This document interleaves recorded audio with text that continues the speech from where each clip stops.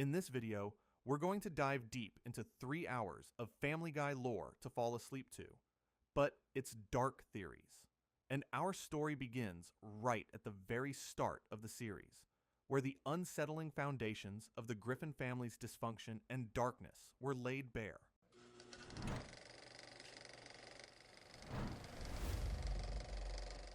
Our journey commences with Season 1, Episode 1, a foundational episode that immediately reveals the deep-seated malice and disturbed psychology lurking beneath the surface of Quahog's most famous family.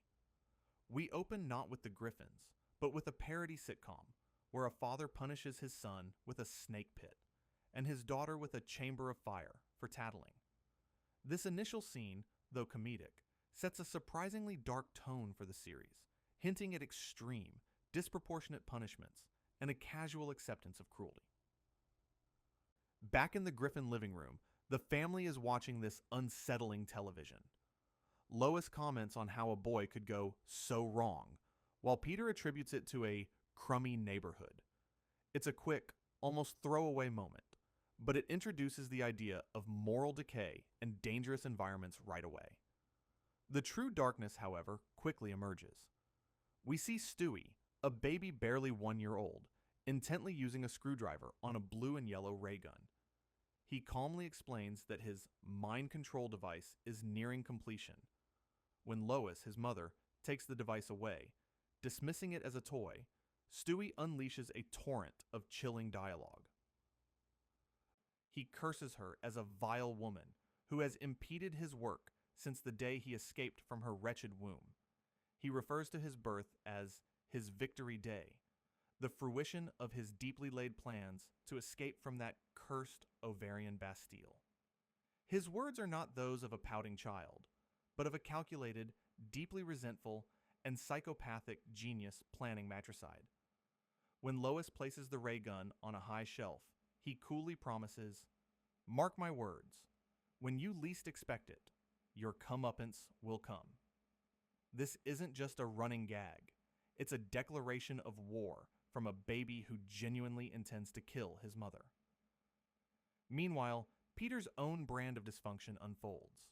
He is about to attend a stag party, and despite Lois's pleas and reminders of his past drunken escapades, like getting wasted on communion wine, passing out from butter rum ice cream, or laughing inappropriately during a movie about AIDS, he promises not to drink. Yet, moments later, at the party, he is chugging beer and vying for a high score in a drinking game.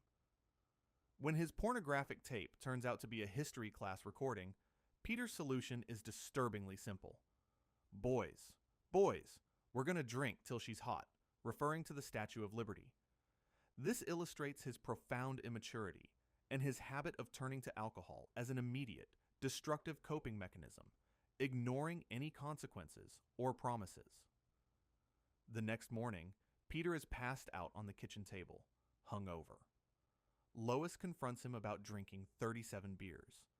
Peter, desperate to avoid responsibility, tries to lie, but when cornered, he deflects by telling Lois she's getting kind of fat. It's a cruel, cowardly act, highlighting his inability to face his own shortcomings and his willingness to hurt those closest to him to escape blame.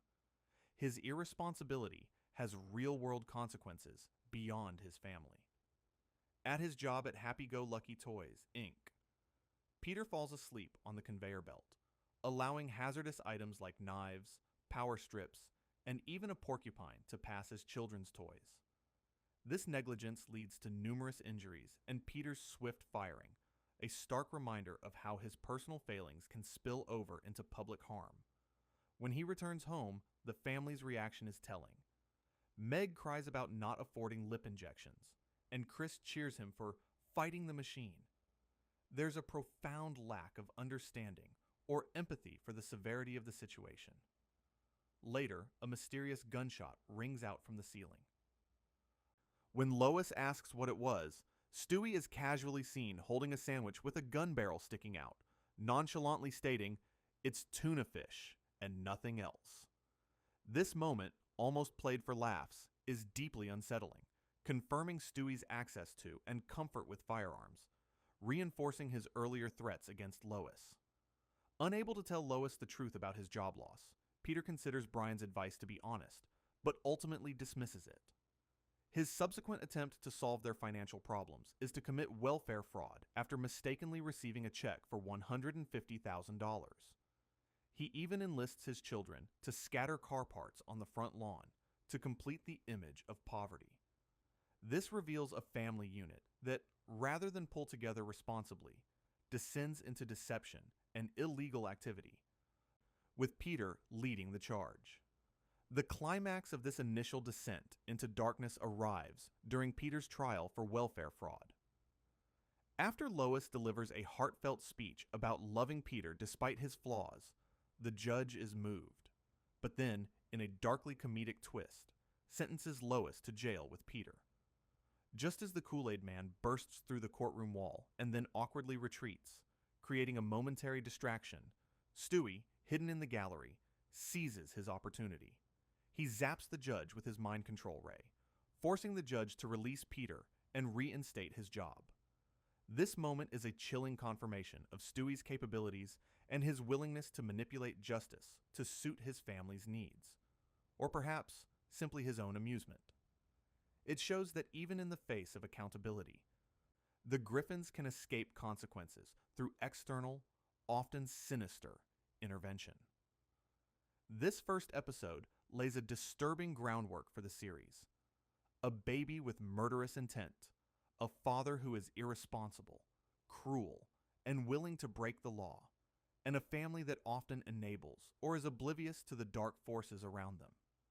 It's a world where personal failings have dire consequences, and even justice can be subverted by a 1-year-old with a ray gun.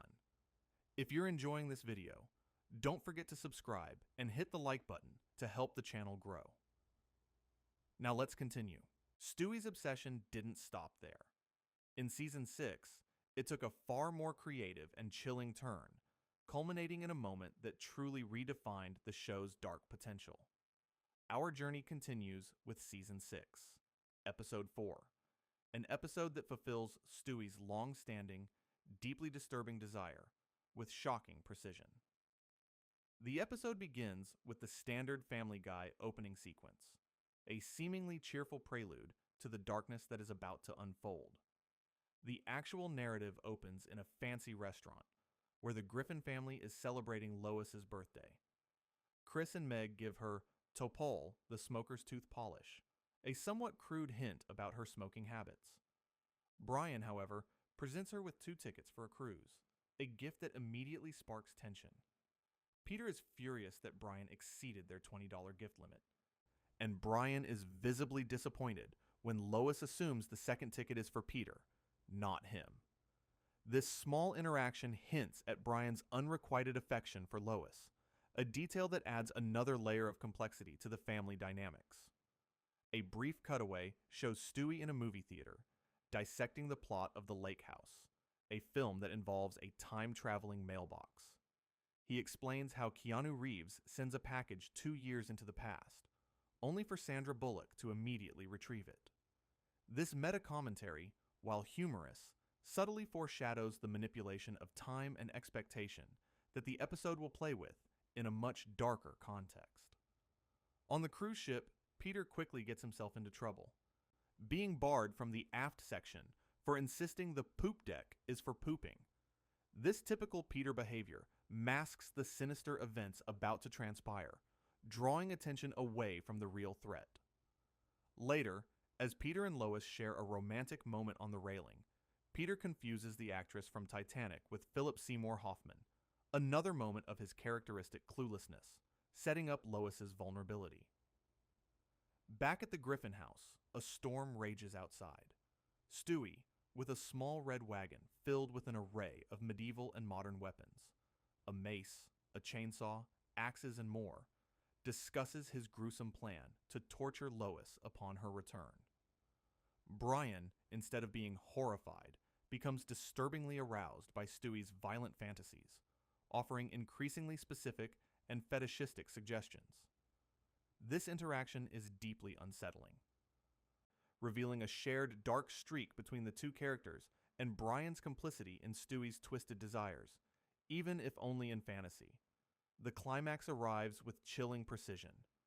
Stewie, clad in black commando gear, stalks Lois on the cruise ship deck at night. He pulls out a submachine gun and, without hesitation, fires multiple shots into her. Lois falls backward over the railing, plummeting into the dark ocean, leaving a trail of blood. Stewie, in a disturbing display of triumph, celebrates his victory, only to trip and hurt himself, childishly crying for his mommy. This moment is profoundly disturbing.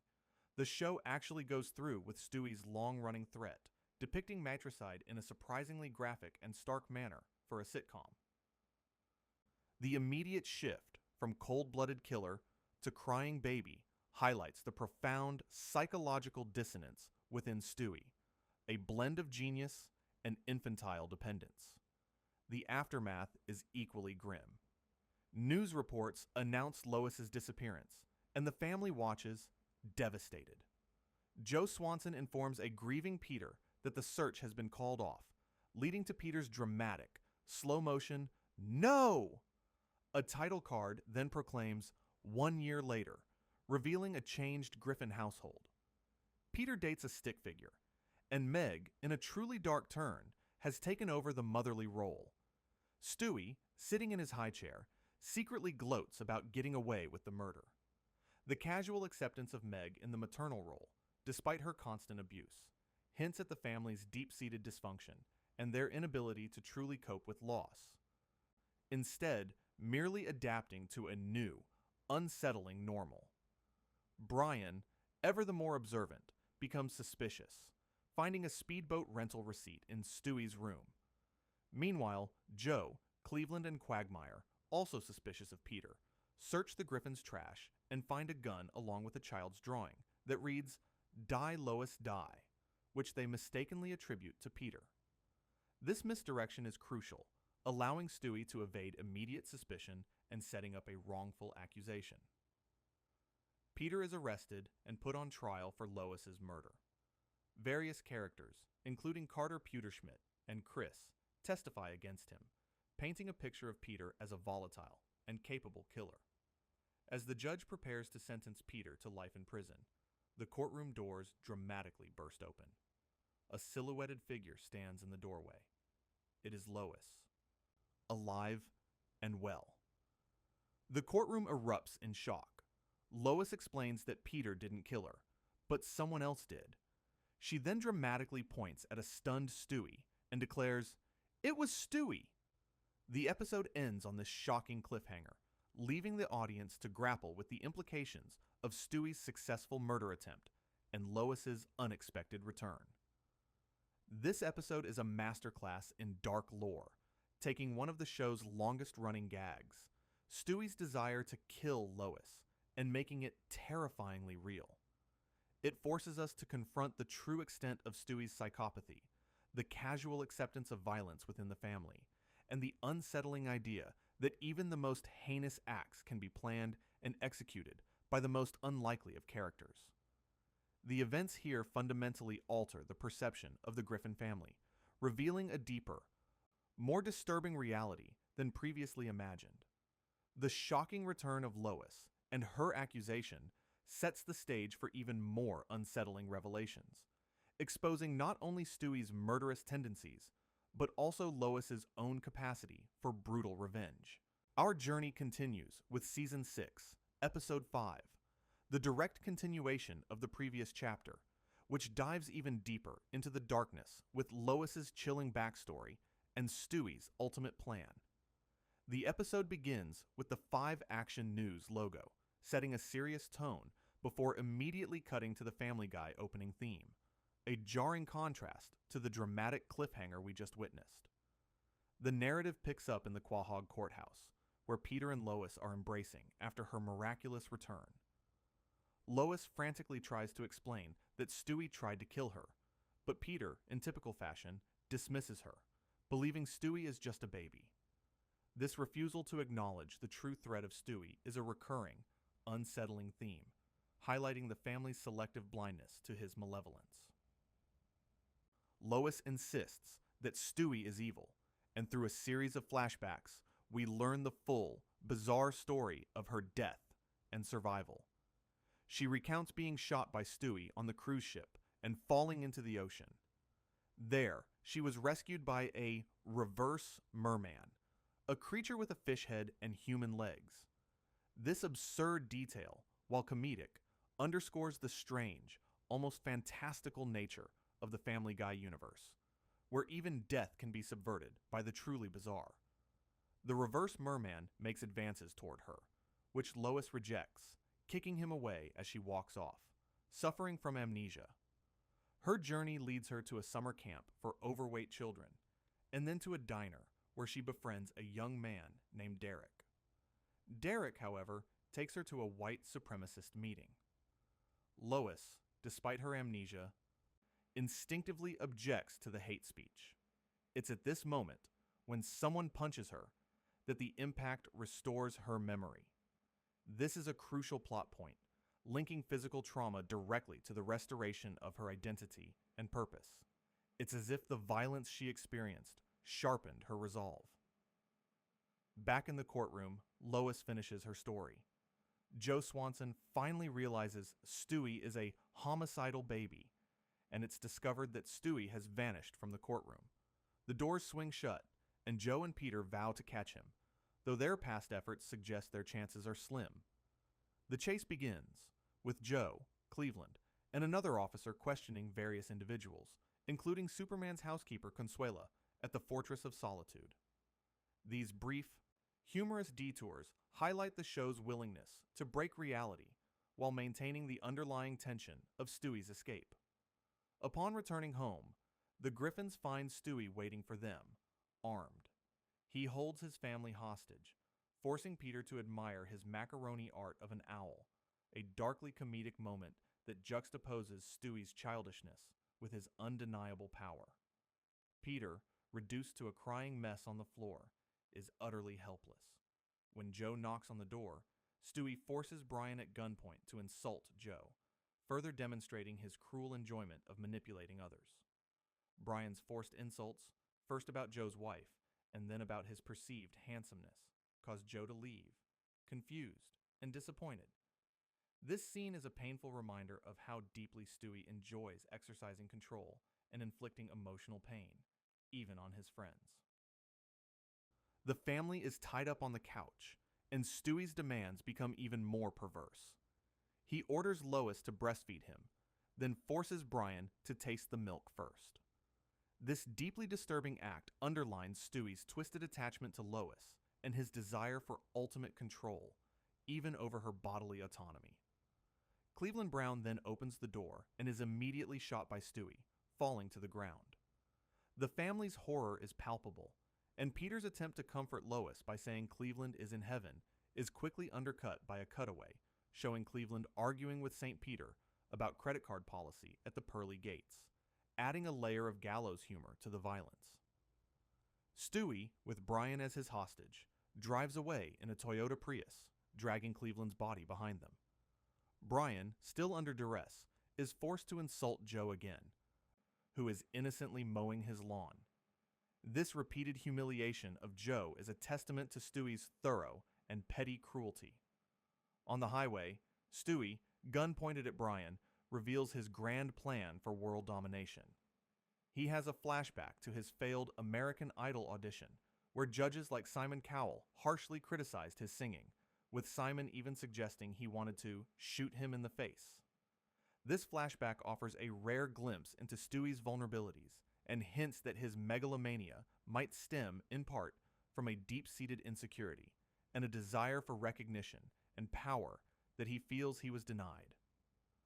Back at the Griffin house, the family, surprisingly untied, Chris had been free the whole time, decides to spread a rumor about Rob Schneider, a bizarre distraction from their predicament. Meanwhile, Stewie accidentally discharges his gun in the car, causing Brian to swerve and crash. Lois, now fully recovered and fueled by a mother's fury, discovers a hidden door to a large armory in Stewie's room. Peter, marveling at the weapons, accidentally activates a device that switches his and Lois's minds, adding another layer of chaos to the unfolding drama. Stewie and Brian arrive at CIA headquarters in Langley, Virginia. Stewie hacks into a massive server room, explaining his plan to take over the world's power grid. The scene is tense as he breaches security systems, briefly interrupted by an annoying Clippy-like paperclip assistant. CIA agents, including Stan Smith and Avery Bullock from American Dad, burst in, but Stewie successfully gains access, and lights flicker off across the globe. This moment marks the chilling fulfillment of Stewie's ambition, albeit a temporary one. In a dramatic climax, Lois, now in commando gear and with Peter's mind, crashes through the Oval Office window. An intense, action movie-style fight ensues between Lois and Stewie, destroying the office. Peter, in Lois's body, walks into the burning office, finds them both seemingly dead, and delivers a one-liner before shooting Stewie's body and striking a victory pose. Then, a shocking revelation. The screen freezes, and the words, "Simulation over," appear. The scene pulls back to show Stewie in his room, sitting in a VR simulation chair, removing his headset. Brian enters, and Stewie explains that he was running a simulation to see how his plan to kill Lois and take over the world would play out. He even references the controversial ending of The Sopranos, making a meta-commentary on the nature of reality and narrative within the show. This entire episode, presented as a what-if scenario within Stewie's mind, serves as a chilling exploration of his deepest desires and capabilities. It reveals that he is not just a baby who wants to kill his mother and conquer the world, but one who meticulously plans and executes these fantasies, even if only in a simulation. The casual violence, the manipulation, the sheer scale of his ambition, and the disturbing casualness with which he treats life and death all underscore the profound darkness at the core of his character. It's a stark reminder that even within the comedic absurdity, Stewie's psychopathy is a very real, very disturbing force. Stewie's simulated world domination reveals a calculated mind capable of immense destruction. But sometimes, the darkness in Quahog emerges from a far more primal, unconscious place, as we see in Peter's unsettling sleepwalking activities. Our journey continues with Season 4, Episode 17, an episode that delves into the unsettling possibility of a hidden, violent side to Peter, lurking just beneath his simple exterior. The episode opens with the usual Family Guy theme song, a cheerful facade before we dive into the unsettling mystery. The story begins with Peter at home, where Lois reminds him about his upcoming physical. This mundane detail quickly gives way to Peter's typical antics, such as trying to get Brian to wear the back half of a horse costume, which Peter then awkwardly attempts to wear himself. It's a classic Peter moment, but it soon transitions into a more serious concern about his health. Later, Peter returns home and lies to Lois about his physical, claiming he's in too good of shape. However, Dr. Hartman eventually delivers the truth. Peter is simply fat. This revelation deeply upsets Peter, who then attempts to hula hoop, only to get the hoop stuck around his large stomach. This scene of Peter's physical struggles sets the stage for the bizarre events that follow, hinting at his discomfort with his own body and perhaps a deeper, unaddressed insecurity. The first truly unsettling clue appears when Lois picks up a broken family photo. As she removes the backing, she discovers a hidden part of the photo, revealing a young boy she doesn't recognize. This mysterious image immediately raises questions about Lois's past and her family's secrets, suggesting a hidden history that could be darker than anyone knows. Lois calls her father, Carter Pewterschmidt, who nervously denies any knowledge of the boy before having his assistant play a pre-recorded message.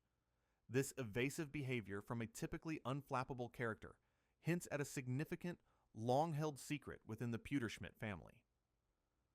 Determined, Lois, Brian, and Stewie break into the Pewterschmidt mansion at night. Inside, Lois finds and opens a hidden safe, revealing the shocking truth. They discover Lois's long-lost brother, Patrick, confined to a padded room in the Brookfield Insane Asylum. In a flashback, a young Patrick is traumatized after walking in on his mother with Jackie Gleason, dressed as his character, Ralph Cramden. This traumatic event is presented as the root of Patrick's mental illness, highlighting the profound and disturbing impact that hidden family secrets and unexpected encounters can have on an individual's psyche. The revelation of Patrick's existence, concealed for so long, immediately casts a shadow over the perfect Pewterschmidt family image. Patrick is brought to live with the Griffins. Stewie and Brian, ever the curious and sometimes cruel observers, discuss Patrick's imaginary wife, Marion. They decide to test if she's real by leaving a cucumber on the couch, theorizing it will turn into a pickle if Marion is indeed present. This strange experiment injects a touch of surrealism, but the underlying concern for Patrick's mental state remains. The episode takes a dark turn when a news report breaks, discussing the fat guy strangler and showing a police sketch that looks exactly like Patrick. Lois gasps in shock. The news report also mentions the lack of a sketch for the strangler's female accomplice, adding another layer of mystery and dread. When Patrick walks into the living room, covered in mud and carrying a shovel, the family's suspicions are confirmed. Peter, meanwhile, is at a cemetery with his group of fat men, the NAFFP, National Association of Fat Fellas of Pawtucket, attending a funeral for one of their members. This gathering of large men, united by their shared physique, becomes a target for the fat guy strangler. Peter, trying to protect his friends, brings the NAFFP members to the Griffin house for safekeeping. This unintentionally brings the victims directly into the path of the suspect. Patrick returns, and Brian directly accuses him of being the murderer. Peter and his group of fat men confront Patrick, who then runs out of the house, with the fat men chasing after him, some on mobility scooters. This chaotic chase culminates in the woods at night, where Patrick has a rope around Peter's neck. Lois arrives and threatens Patrick with a knife, but he reveals she's threatening his imaginary wife. Brian throws a rock, hitting Peter in the head instead of Patrick, a moment of dark humor amidst the tension. The climax arrives when Stewie comes downstairs and announces that he found a half-dead fat guy eating a dead fat guy upstairs. This horrific discovery confirms Patrick's guilt and the gruesome nature of his crimes. The episode ends with this chilling image, leaving the audience to ponder the disturbing reality of Patrick's mental illness and the violence it spawned. This episode delves into the unsettling idea of a hidden, violent alter ego. Patrick's story is a tragic tale of unresolved trauma leading to horrific violence, but it also raises questions about the secrets families keep and the potential for darkness to emerge from unexpected places. It forces us to consider the line between comedy and genuine psychological horror, and how even Peter's seemingly harmless friends can become targets of a deeply disturbed individual. The concept of Peter's sleepwalking is never truly explored in relation to Patrick's crimes, but the episode subtly hints at the unconscious, primal darkness that can lurk within seemingly ordinary individuals, making us question if even Peter, at his core, could harbor such hidden depths. Patrick's story is a tragic descent into madness. But a different kind of societal breakdown and the dark side of human nature are revealed when Peter is thrust into a post-apocalyptic world. Our journey continues with Season 2, Episode 3, an episode that offers a chilling glimpse into human nature under duress, as Peter quickly descends into tribalism and authoritarianism in a world ravaged by a hypothetical Y2K apocalypse. The episode opens, as always, with the cheerful Family Guy theme song, a stark contrast to the grim reality that is about to unfold. The story begins on December 31st, 1999, with the Griffin family watching television. News anchors discuss the impending Y2K apocalypse. Peter, influenced by a warning from the giant chicken after a brief, violent flashback to one of their many fights, becomes convinced that the world is about to end. He quickly becomes paranoid, rejecting a Trick-style rabbit's cereal offer and pulling up to his house with a car loaded with survival supplies. His neighbors, Joe, Quagmire, and Cleveland, mock his Y2K paranoia, unaware of the chaos that is supposedly coming. As the New Year's countdown begins, Peter lures his family into the basement, promising them a Christmas gift. He then locks Lois in when she refuses to stay, forcing them all into hazmat suits. The family watches the New Year's countdown on a small TV, and as the clock strikes midnight, the broadcast shows scenes of planes crashing and nuclear explosions around the world. This is the moment of supposed global collapse, a terrifying vision of societal breakdown. The aftermath is immediate and dire. We see Spooner Street destroyed. The Griffin's kitchen is in ruins, with Lois cooking eggs on a license plate over a barrel fire for her disheveled family. The world has truly ended, and the Griffins are among the few survivors.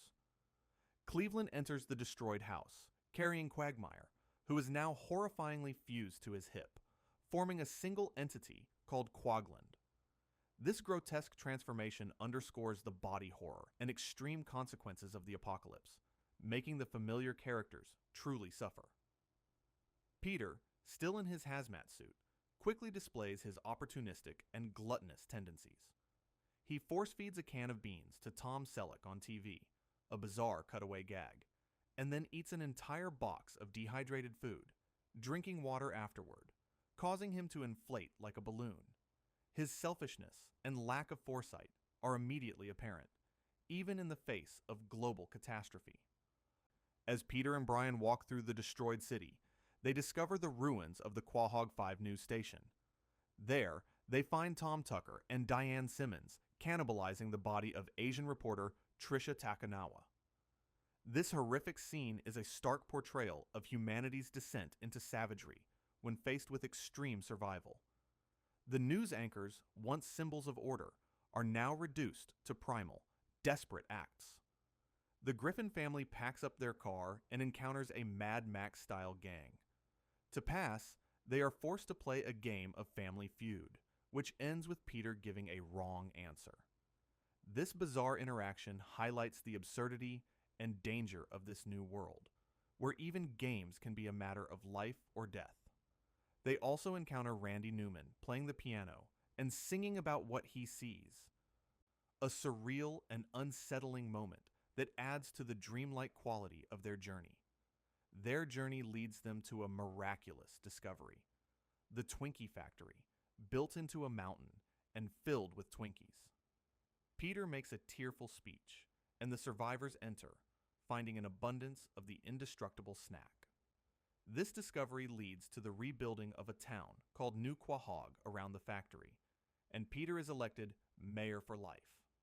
However, Peter's leadership quickly devolves into authoritarianism. Wearing a "Mayor This" t-shirt, he gives a speech and reveals he has made guns from the town's irrigation pipes. This act of disarming the populace and monopolizing force is a chilling display of his lust for power. The townspeople, recognizing his tyrannical tendencies, revolt against him, chasing Peter and his family out of New Quahog. Peter, once the supposed savior, becomes the oppressive ruler, demonstrating how quickly power can corrupt, even in a post-apocalyptic setting. The family is left to walk down a desolate road once more. Chris suggests going to the Carvel factory, and they set off again, singing, a return to their dysfunctional, yet resilient, family dynamic. Then, in a truly shocking and meta twist, the scene abruptly cuts to a live-action shot of a woman in bed, waking up from a dream.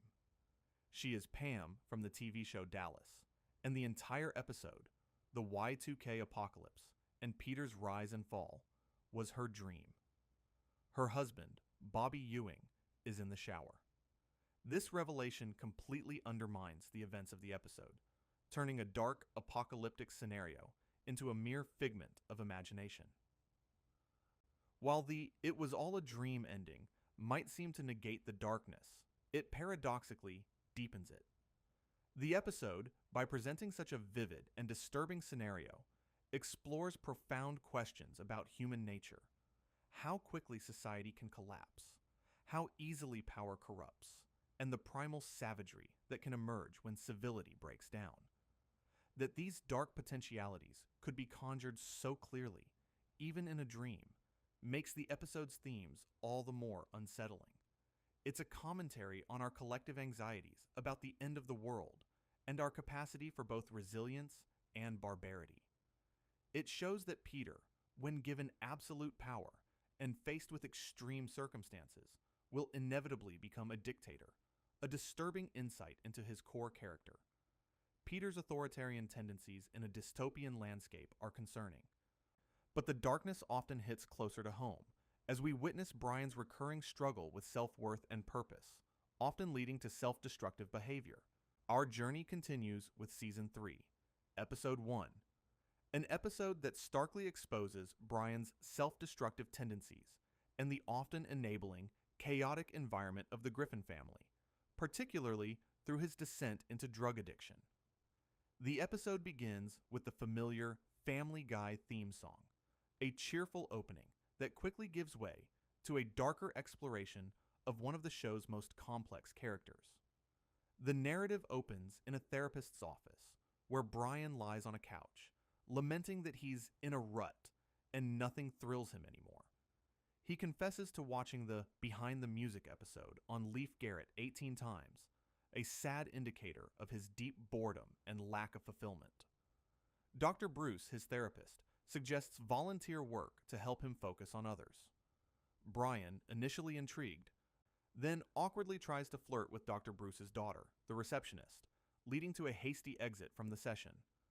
This opening paints a picture of a Brian seeking meaning, but also prone to superficiality and awkward social interactions, hinting at his underlying insecurities.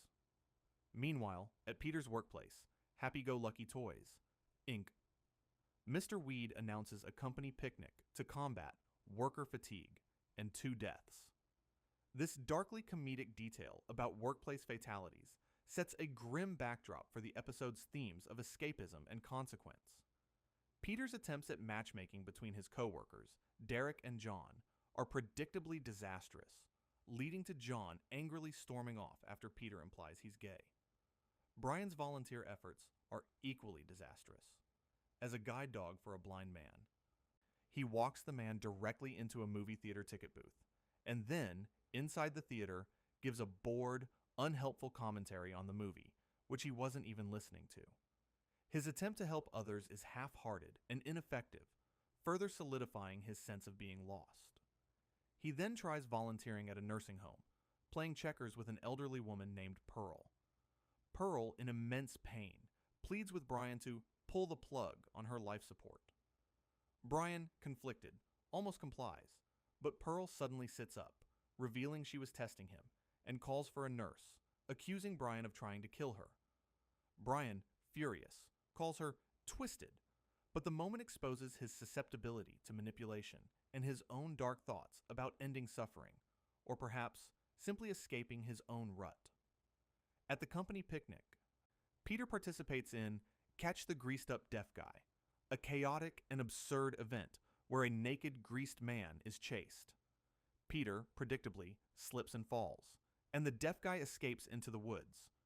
Mr. Weed then announces a new contest, a week's paid vacation for the winner of a tranquilizer dart hunt. He fires darts into the air, and the attendees scatter in panic, some falling into quicksand. Peter, despite Lois's encouragement, runs like a Welshman and is eventually tranquilized by Mr. Weed. This chaotic and violent corporate event, where employees are literally hunted for a prize, mirrors the broader theme of desperate behavior and the lengths people will go for a perceived reward. Brian, meanwhile, is approached by Joe Swanson, who notices Brian's keen sense of smell. Joe recruits Brian as a narc for the Quahog Police Department.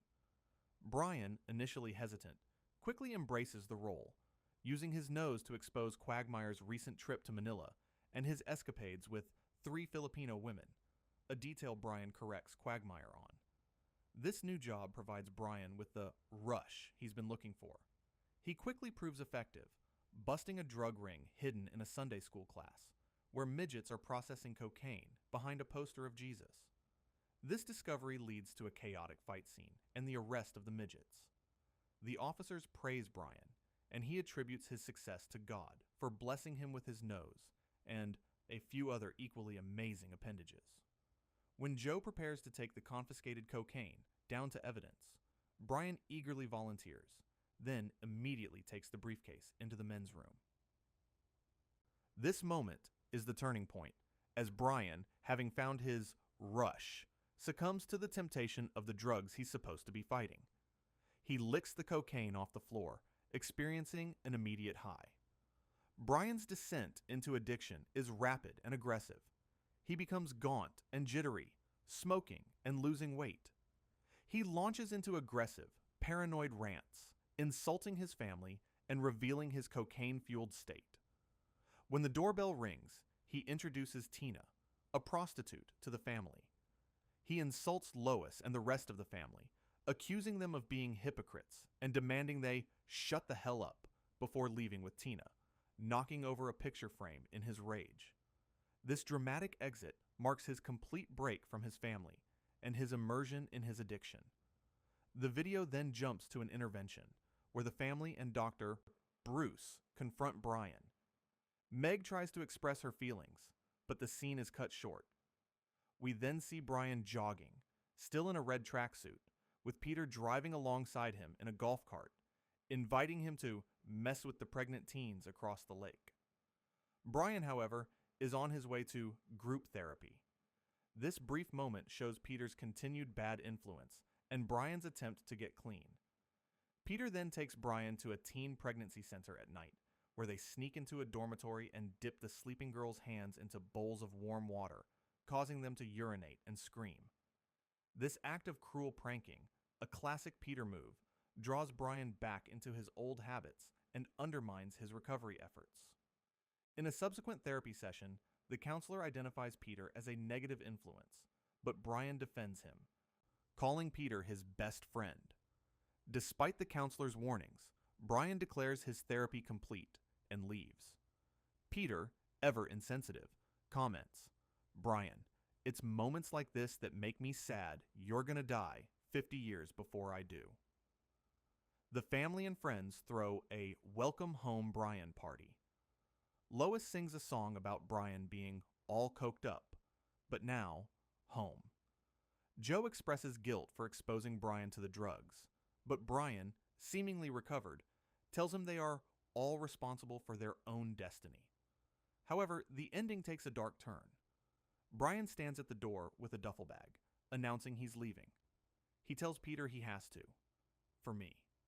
He says goodbye to everyone and walks out.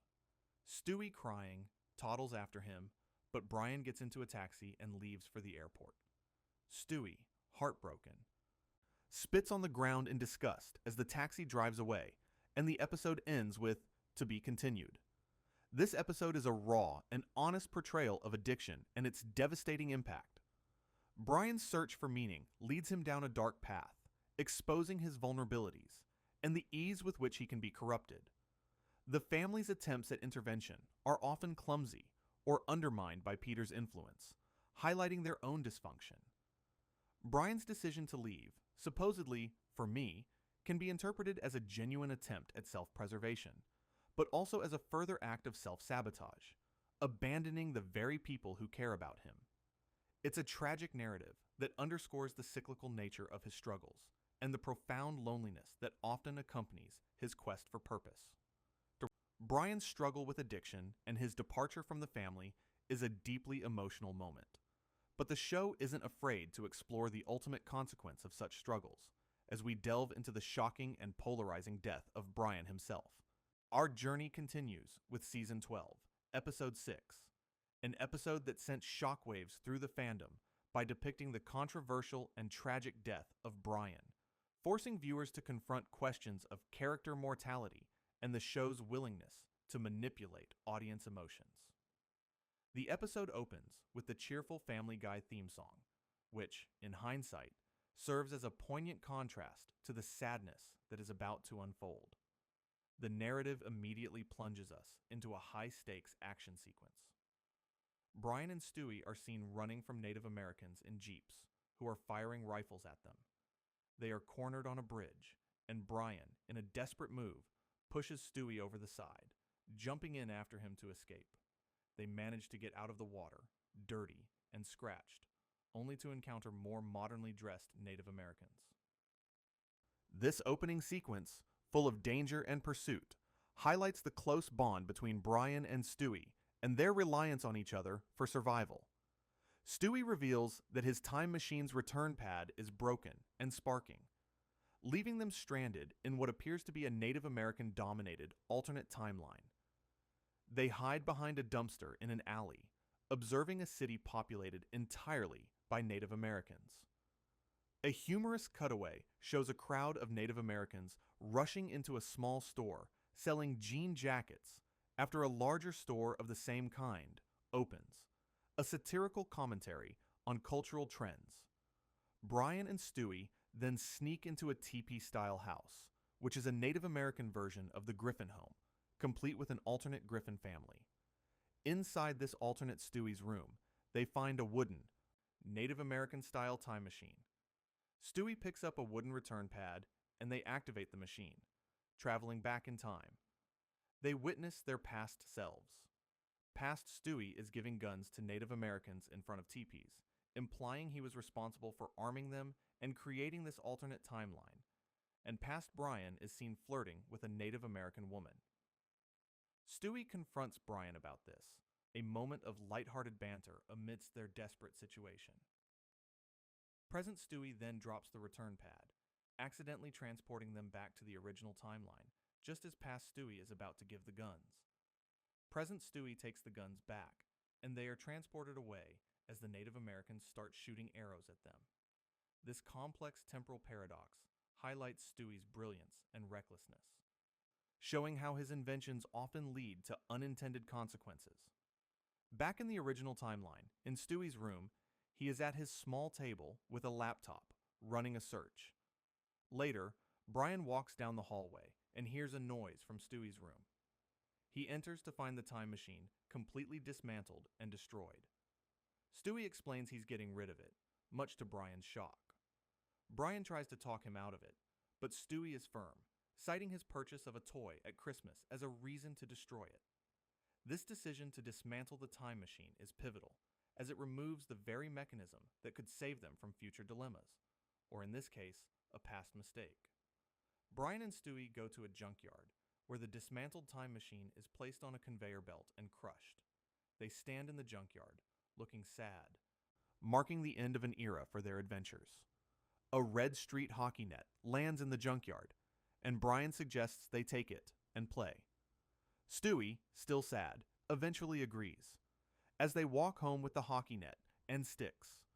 The mood is somber, tinged with a fragile hope for new, simpler pastimes. The tragic moment strikes when they set up the net on the street. Stewie runs back into the house, and a silver car speeds down the street and hits Brian. Stewie watches in horror. The Griffin family runs out of the house to find Brian mangled and bleeding on the street. A squirrel runs up to Brian, kicks him, and runs away, a darkly comedic and almost cruel touch to the tragic scene. At the Quahog Veterinary Clinic, the family sits in the waiting room, looking worried. Dr. Hartman, looking grim, tells them that Brian's injuries are too severe. The family reacts in shock and sadness. They are led into the operating room, where Brian lies on the table, heavily bandaged and bleeding. In a heartbreaking scene, Brian says his last words to the family, telling them he loves them, before the heart monitor flatlines. The family cries over Brian's body, and the vet confirms his death. The scene fades to black, with the family holding each other and crying, a truly devastating moment for the series. The aftermath is equally sorrowful. The family returns home, looking sad. Stewie, in a fit of anger and grief, breaks his hockey stick and throws the net in the trash. He then has a moment of realization, but it's too late. A man, Neil Goldman, pulls up in a car and takes the hockey net from the trash. At Brian's funeral in a cemetery, many characters are in attendance.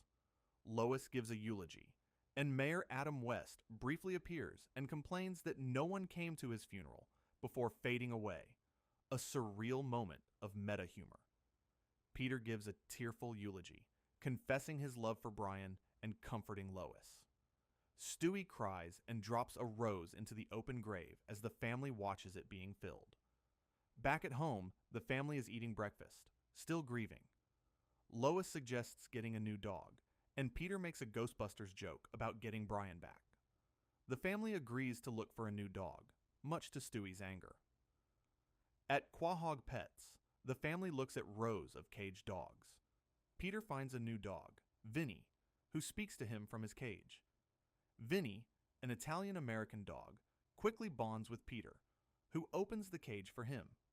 Vinny, describing himself as a pussy hound, makes himself at home with the Griffins. Lois offers him dinner, but he insists on cooking for her. Stewie, meanwhile, is on the floor making Play-Doh pasta, looking angry and resentful of the new addition. Lois kneels and eats the Play-Doh, pretending to enjoy it, a subtle act of motherly kindness amidst the family's grief and Stewie's anger. Vinny quickly integrates into the family, bonding with Chris, Meg, and Peter. Stewie, however, remains hostile towards Vinny. Vinny confronts Stewie about his attitude, trying to connect with him. At the Drunken Clam, Vinny makes a racist comment about Jerome, the bartender, which Peter finds amusing. Stewie, still upset, is punched by Chris. In a later scene, Stewie attempts to prank Vinny by spraying him with a skunk, but Vinny, while annoyed, remains calm and collected. Stewie, sitting on the stairs, holding his teddy bear Rupert, approaches Vinny on the couch. He has bad news about Italian Americans, which causes Vinny to have a heart attack. Chris then comes in with good news about another Italian American, and Vinny recovers. Chris then punches Stewie again. The emotional turning point comes when Vinny finds Stewie crying on the grass. Stewie confesses that he's crying because he misses his friend Brian. Vinny, understanding, comforts Stewie, sharing a story about his own loss, his owner Leo. Stewie relates to Vinny's story, and they share a hug, marking the beginning of a new friendship. Vinny then jumps into Stewie's crib, and they fall asleep together. This episode is a profound exploration of grief, loss, and the process of moving on. Brian's death is sudden, shocking, and deeply sad, forcing the audience to confront the fragility of even beloved animated characters. Stewie's journey from anger and resentment to finding solace in Vinny is a poignant portrayal of coping with loss. The episode, by killing off a main character, demonstrates the show's willingness to take extreme narrative risks, prompting existential questions about character mortality and the emotional impact of such choices on both the characters and the audience. It's a bold move that left many viewers questioning the very nature of the show's reality. The shocking death of Brian raised profound questions about mortality and the show's narrative choices. But the implications of death and rebirth are further complicated when the show decides to bring him back, forcing a reevaluation of its narrative stakes. Our journey continues with Season 12, Episode 8, an episode that directly addresses the fallout from Brian's death and features his controversial resurrection, prompting viewers to question the show's narrative consistency and the very meaning of life and death within its universe. The episode, titled Christmas Guy, once again contrasting with the somber reality of Brian's absence. The story begins with the Griffin family, now including Vinny, on the couch watching a Home Alone parody where the robbers shoot Kevin McAllister dead, a darkly humorous yet morbid opening that reflects the family's own recent experience with loss. Lois walks in holding Stewie, and Chris expresses excitement about the Christmas carnival, getting a nosebleed. Peter's attempt to act wealthy at a Tiffany & Co. Store is exposed by his Sparrow brand Christmas-themed paper towel wrappers on his feet, highlighting his perpetual pretense and inability to truly elevate himself. The family then visits the Quahog Mall, which is surprisingly undecorated and empty. Stewie, dressed as an elf, is visibly upset. Peter, mistaking a biker for Santa, sits on his lap, further emphasizing his childlike naivety, even in grief. Meg, Chris, and Lois realize the Christmas carnival is gone, adding to the general sense of holiday disappointment. Vinny tries to comfort Stewie, while Stewie, still grieving, tells Vinny to bother a cologne salesman at Macy's, a small act of frustrated vengeance. Lois and the family question a security guard about the missing Christmas spirit, but he offers no help. Stewie looks heartbroken, and Peter, seeing his sadness, becomes determined to bring back the Christmas carnival. Vinny reveals that Carter Pewterschmidt, Lois's father, canceled the carnival, shocking Lois. Peter decides to confront Carter, hoping to restore his Christmas spirit. Peter visits Carter at Pewterschmidt Industries. Carter, who is seen flipping off a window washer, admits he hates Christmas. Peter, undeterred, vows to help him find his Christmas spirit, leading to a parody of A Christmas Carol. Peter tries to force-feed Carter eggnog in a hotel room, and Carter angrily resists, falling off the bed. Peter even films this with a camcorder, showcasing his bizarre methods of helping. A pivotal moment occurs when Peter and Carter are in a hallway, and a different dog, the original Brian, walks by. Peter explains this is a different dog, and Carter is confused when Peter implies he is Jewish for hating Christmas.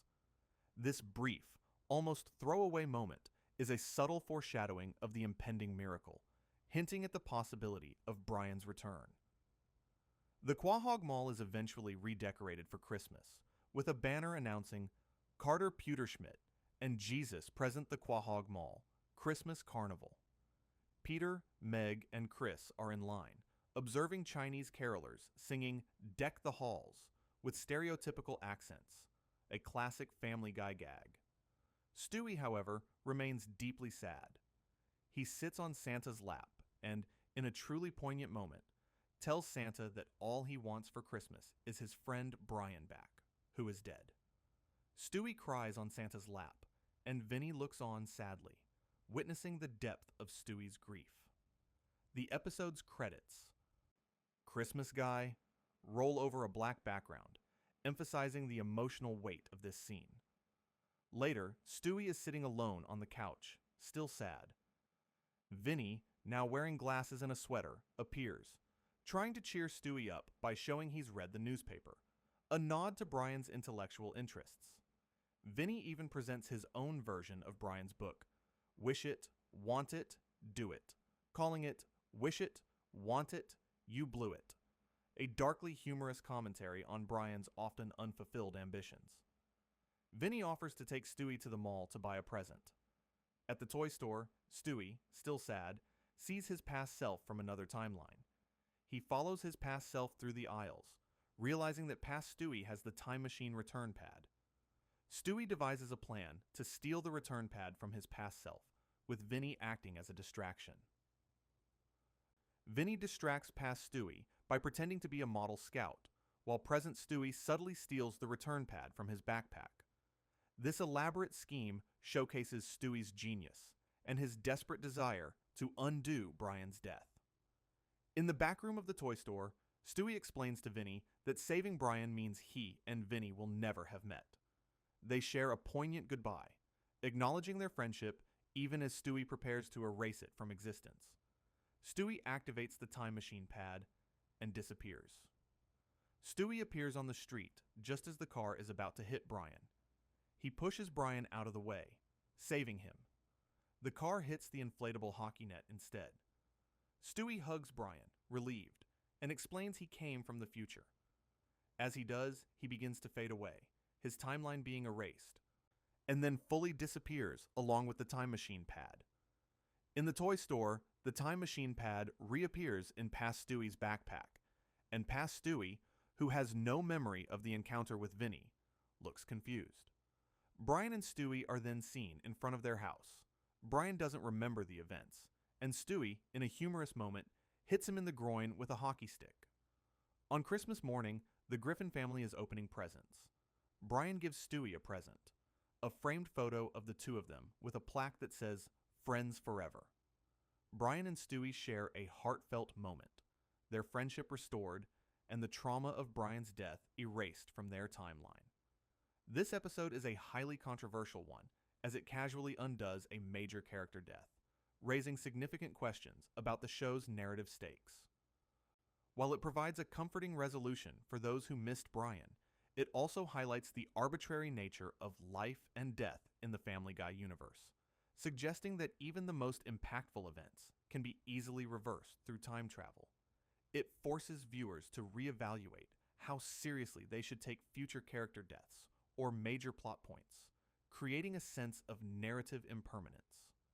The emotional weight of Brian's death is ultimately lessened by his resurrection, but the episode still serves as a powerful testament to the bond between Stewie and Brian, and the lengths Stewie would go to for his friend. The casual reversal of death in Quahog raises unsettling questions about the value of life. But in another dark reflection, we see Meg's desperate attempts to find acceptance, often through extreme physical changes, highlighting the relentless cruelty she faces and her profound insecurity. Our journey continues with Season 4, Episode 4, an episode that brutally dissects Meg's desperate pursuit of acceptance, exposing the relentless cruelty she endures and her deep-seated insecurities, often leading her to extreme and self-destructive measures. Opening credits, a cheerful facade before delving into Meg's often tragic reality. The narrative opens at James Woods Regional High School, where Meg and her friends admire a boy named Craig Hoffman, who they see as a rebel. In a bizarre fantasy sequence, Meg imagines a picnic with a dead body by train tracks, where a wolf drags the body's leg away, and Meg remarks, "You're so good with animals." This disturbing fantasy immediately signals Meg's deeply troubled psyche and her unconventional desires for connection.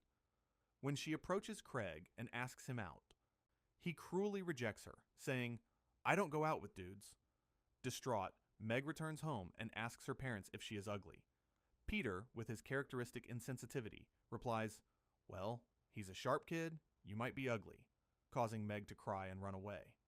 Stewie, observing her suffering, chillingly remarks, "Yes, yes, your anguish sustains me," further emphasizing the pervasive cruelty she faces even within her own family. Lois tries to comfort Meg, offering to take her shopping for new clothes, including lowrider jeans. Stewie, however, imagines Meg in lowrider jeans and is so disgusted that he repeatedly beats the thought bubble with a rolling pin until it dissipates, a visual representation of his contempt for her. Meanwhile, Peter and his friends discover that the Drunken Clam Bar is for sale, threatened by a new megamall. They decide to help Horace, the bar owner, renovate the bar. Their attempt at a 1980s-style renovation montage is a chaotic disaster, resulting in a colorful, broken mess and a haywire robot. Quagmire accurately sums it up. "Wow, I think we made it worse." This subplot, while comedic, highlights Peter's impulsive nature and his tendency to create more problems than he solves. Back at the Mega Mall, Lois and Meg go clothes shopping. Brian and Stewie wander through the mall, with Stewie complaining about the danger and climbing onto Brian's back, quoting Yoda. In a clothing store, when Lois touches a saleswoman, the woman screams, pours a carton on her head, sets herself on fire, and runs through the store, a bizarre and unexplained moment of extreme reaction. Stewie, in a shocking act, makes a bet with Brian, takes off his clothes, and runs through the mall naked, shouting, "Help! I've escaped from Kevin Spacey's basement." This outburst is both deeply disturbing and a meta-reference, showcasing Stewie's unpredictable and often dark humor. Lois and Meg, dejected, pass a TV screen with a news broadcast announcing a makeover segment at the mall with reporter Trisha Takanawa. Lois enthusiastically volunteers Meg for the makeover. The cameraman, who looks identical to the saleswoman who set herself on fire, also sets himself on fire and runs away. Trisha, unfazed, declares Meg the winner. Meg, now with blonde hair and a stylish outfit, returns home. Peter, initially mistaking her for a woman from his past, laughs uncontrollably before welcoming her to the family. This moment, while seemingly positive, is unsettling, as it suggests that Meg's acceptance is conditional on her physical transformation. Her popularity soars at school. Craig Hoffman, who previously rejected her, now approaches her and asks her out. The popular girls, led by Connie D'Amico, also invite her to hang out. Meg's extreme makeover has, on the surface, given her the acceptance she craved. Peter and his friends, having failed to renovate the Drunken Clam, decide to form a rock band. Their first gig is at the Rhode Island State Penitentiary, where the warden introduces them as Fat, Horny, Black, and Joe. They realize they don't know any songs, and the angry prisoners start throwing things. The rest of the Griffin family arrives to help, and the full family, dressed in matching orange and yellow outfits, performs a pop song. The prisoners and guards love it. And a man identifying himself as Jimmy Iovine offers them a record deal. A montage shows the family's rise to fame as Meg and the Griffins. On the tour bus, a music producer, Dr. Diddy, suggests naming the band Meg and focusing on her sex appeal. Peter agrees, despite Lois's concerns, and Meg asserts her desire to be exploited. This is a truly dark turn, as Meg, desperate for attention, willingly embraces objectification. Lois worries about Meg's new attitude, but Peter dismisses her concerns. They are scheduled to perform on Saturday Night Live. In the green room, Peter and Lois watch the opening, which turns out to be a video of Meg and Jimmy Fallon having sex. Meg returns to the green room, crying, realizing she was used. Peter becomes enraged and goes on stage during Jimmy Fallon's monologue, beating him up and yelling, "This is for laughing and looking at the camera during every sketch you've ever been in." The family returns home, and Meg is back to her old self, glad to be the real me again. The scene then pulls back to reveal the living room is a set on a stage, and the family, along with all the characters from the episode, takes a bow in front of a live audience. Brian, alone on the couch, watches Showtime at the Apollo on TV and turns it off, denying it's because it's a black show, a moment of meta-commentary on the show's own racial humor. This episode is a devastating portrayal of Meg's constant struggle for self-worth and acceptance.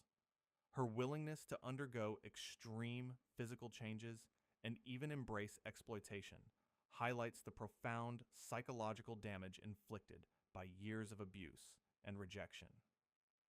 The cruel rejection from Craig, Peter's insensitive comments, and the ultimate betrayal by Jimmy Fallon all contribute to a narrative of relentless suffering for Meg.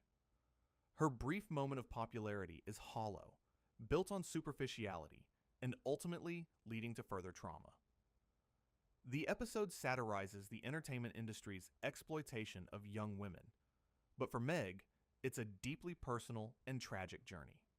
It forces us to confront the uncomfortable truth of how society often values outward appearance over inner character and the desperate lengths individuals will go to for a fleeting moment of belonging. Meg's desperate quest for validation is a tragic reflection of her insecurity.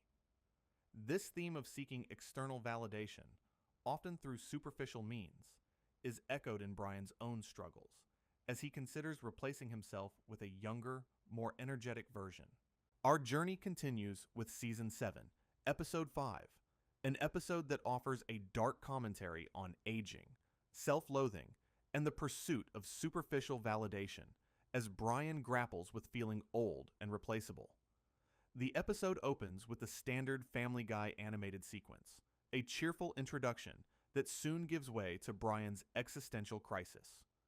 The narrative begins with Peter, Quagmire, Cleveland, Joe, and Brian watching a Jackass parody on TV where Johnny Knoxville gets shot in the face. The friends laugh hysterically, and Peter gets an idea to perform similar stunts at home. This sets a tone of reckless behavior and disregard for safety that will have consequences for Brian. Lois discovers Peter, Quagmire, and Cleveland on the roof of the house, preparing to push Peter in a shopping cart off the roof. Peter introduces the stunt, is pushed off, and lands in the front yard with a horribly contorted and lumpy spine. He panics, and then projectile vomits onto Brian, who is watching in horror from the driveway. This grotesque display of Peter's stupidity and injury foreshadows the physical toll that dangerous stunts can take.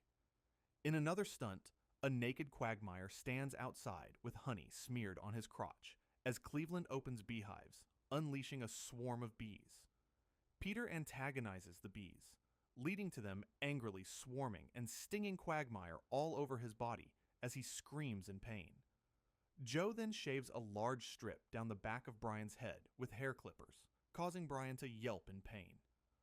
These escalating acts of self-inflicted harm and casual cruelty highlight the friends' recklessness and their willingness to inflict pain on each other for amusement. The climax of these stunts involves Peter, dressed as the greatest American hero in a red superhero costume, roller skates, and a blonde wig, being pulled by the family's station wagon. He flies off a wooden ramp, crashes into a tall pine tree, and falls into a lake, clearly injured and calling for help.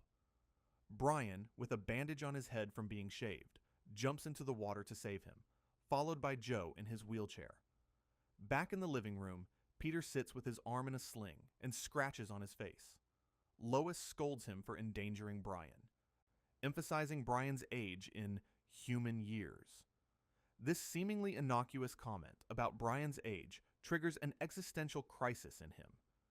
Peter becomes fixated on the idea that Brian is old. He attempts to act young to relate to Brian, using slang and wearing a futuristic helmet, but Brian is unimpressed. Peter then changes his appearance to that of a preppy 1980s movie bully, complete with a popped collar and blonde wig, and antagonizes Brian, further highlighting his own immaturity and insensitivity. The episode then takes a dark turn when Peter, after a montage parodying The Incredible Hulk, where he walks sadly down a street, enters the kitchen and introduces new Brian, a gray fluffy dog with a red bandana. The family is initially shocked, but then enthusiastically welcomes the new dog, much to Brian's horror. A lengthy montage then unfolds, showing new Brian being a perfect, overly positive, and talented dog. He wakes Peter and Lois by playing a flute, bakes for the family, sings karaoke with Lois, and plays guitar. Brian, feeling completely replaced and irrelevant, leaves the Griffin house with his luggage. He attempts to stay with Quagmire and then Cleveland, but finds both living situations unbearable, underscoring his displacement and the cold reality of his friends' lives. He ultimately says a tearful goodbye to the family and leaves for good, believing he has no place with them. This montage is particularly unsettling, as it shows how easily Brian is supplanted by a younger, more perfect version, a commentary on the disposable nature of individuals in a youth-obsessed culture. However, Brian, standing outside, decides to go back. He shows the family old home movies of himself as a cute puppy, reminding them of their bond. The family gets emotional and welcomes him back, momentarily rejecting new Brian. But as they celebrate Brian's return, new Brian, sleeping on the floor, farts. Peter, mistakenly thinking it was Brian, gets angry and, in a moment of shocking casual cruelty, kicks Brian out of the house again, referencing Old Yeller and intending to put him down with a shotgun. Brian sits sadly on the front porch with Stewie. Stewie intervenes, explaining that new Brian was the one who actually farted. This revelation saves Brian, but the quickness with which Peter was willing to put down his longtime companion is deeply disturbing, highlighting his callousness and lack of genuine affection. The family, including new Brian, has a karaoke night. Peter and new Brian sing, and the family laughs and enjoys it, while Stewie looks annoyed. The true darkness of new Brian's character is then revealed when Stewie confronts him. New Brian nonchalantly admits to humping Stewie's beloved teddy bear, Rupert. Stewie is enraged. The scene cuts to Stewie dragging a large, heavy trash bag with a blood trail out to the curb, strongly implying that Stewie has murdered new Brian. In the living room, Peter reads new Brian's supposed suicide note to the family. They are momentarily sad, but Peter quickly gets over it and introduces a new pet hamster named Bernie, demonstrating the Griffin family's disturbing ability to move on from tragedy with alarming speed. The final shot is of a heartbroken Stewie in the shower, sadly washing his teddy bear, Rupert, as water falls on them. This poignant image underscores the emotional trauma Stewie has endured and the lengths he will go to protect what he loves, even if it means resorting to violence. This episode is a dark commentary on the fear of aging and obsolescence. Brian's initial desire to be replaced stems from his own insecurities about his purpose and relevance. The family's quick acceptance of new Brian and Peter's willingness to discard Brian reflects a superficiality and a disturbing lack of loyalty. Stewie's brutal act of murdering new Brian, while extreme, is a testament to his fiercely protective nature and his deep emotional attachment to Rupert, revealing a complex inner world where love and violence are intertwined. It's a chilling reminder that even the most seemingly harmless characters can harbor a capacity for extreme actions when pushed to their limits, especially when their deepest attachments are threatened. Brian's fear of being replaced reveals a deeper insecurity, but in other instances, his character exhibits a more troubling side, showcasing hypocritical and often prejudiced behavior that forces us to question his moral compass. Our journey continues with Season 8, Episode 7, an episode that highlights Brian's hypocritical and often prejudiced behavior, revealing the less appealing aspects of his personality and offering a sharp, if uncomfortable, commentary on social biases. Soon gives way to the complex and often flawed character of Brian. The narrative begins at the Drunken Clam, where Peter, Quagmire, and Joe are watching a Rat Pack parody on TV, featuring caricatures of Frank Sinatra and Dean Martin making racist and homophobic jokes. Peter excitedly points towards a floor lamp, mistaking it for Cleveland Brown, who has recently moved away. Realizing his mistake, Peter states they need to find a new fourth member for their group. This opening immediately sets a tone of casual prejudice and the friends' struggle to replace a black friend. Lois asks Peter about his search for a new friend, and Peter and Brian discuss the possibility of Brian joining the group. Peter explains that Quagmire dislikes Brian, a recurring tension point in their relationship. Peter, Joe, and Quagmire conclude that they specifically need to find another black guy to replace Cleveland, demonstrating their superficial understanding of friendship and their reliance on tokenism. Their search leads them to a darts tournament at the bar, where a new character, Jerome, a cool-looking black man with an afro, expertly throws darts to spell out "good enough" on the wall. Peter, Joe, Quagmire, and Jerome immediately bond and leave the bar, laughing. Jerome and Peter drive in Jerome's car, and Peter invites Jerome inside to meet his wife. Lois, however, recognizes Jerome as her old boyfriend, leaving Peter stunned. Lois tries to downplay her past relationship with Jerome to an upset Peter, but he walks away angrily. This revelation creates immediate tension and jealousy for Peter, highlighting his insecurities regarding Lois's past. Meanwhile, Brian, who has been waiting outside Quagmire's house, hoping for a coincidental conversation, tries to start a friendly dialogue with Quagmire, who responds coldly. A disheveled woman then emerges from Quagmire's house. Brian makes an inappropriate joke, prompting an angry Quagmire to reveal that the woman is his sister and a victim of domestic abuse. Quagmire storms back into his house, furious with Brian. A red pickup truck screeches to a halt, and a large, angry-looking man gets out with a baseball bat and barges into Quagmire's house, implying further violence. Quagmire reappears at the door and yells at Brian for his insensitive comment. This scene is a stark reminder of Brian's occasional insensitivity and his tendency to make inappropriate jokes, even in serious situations. It also showcases the raw emotional depth of Quagmire's anger when his family is disrespected, further straining his already tense relationship with Brian. Back at the Drunken Clam, Peter, still jealous, confronts Jerome about his past relationship with Lois.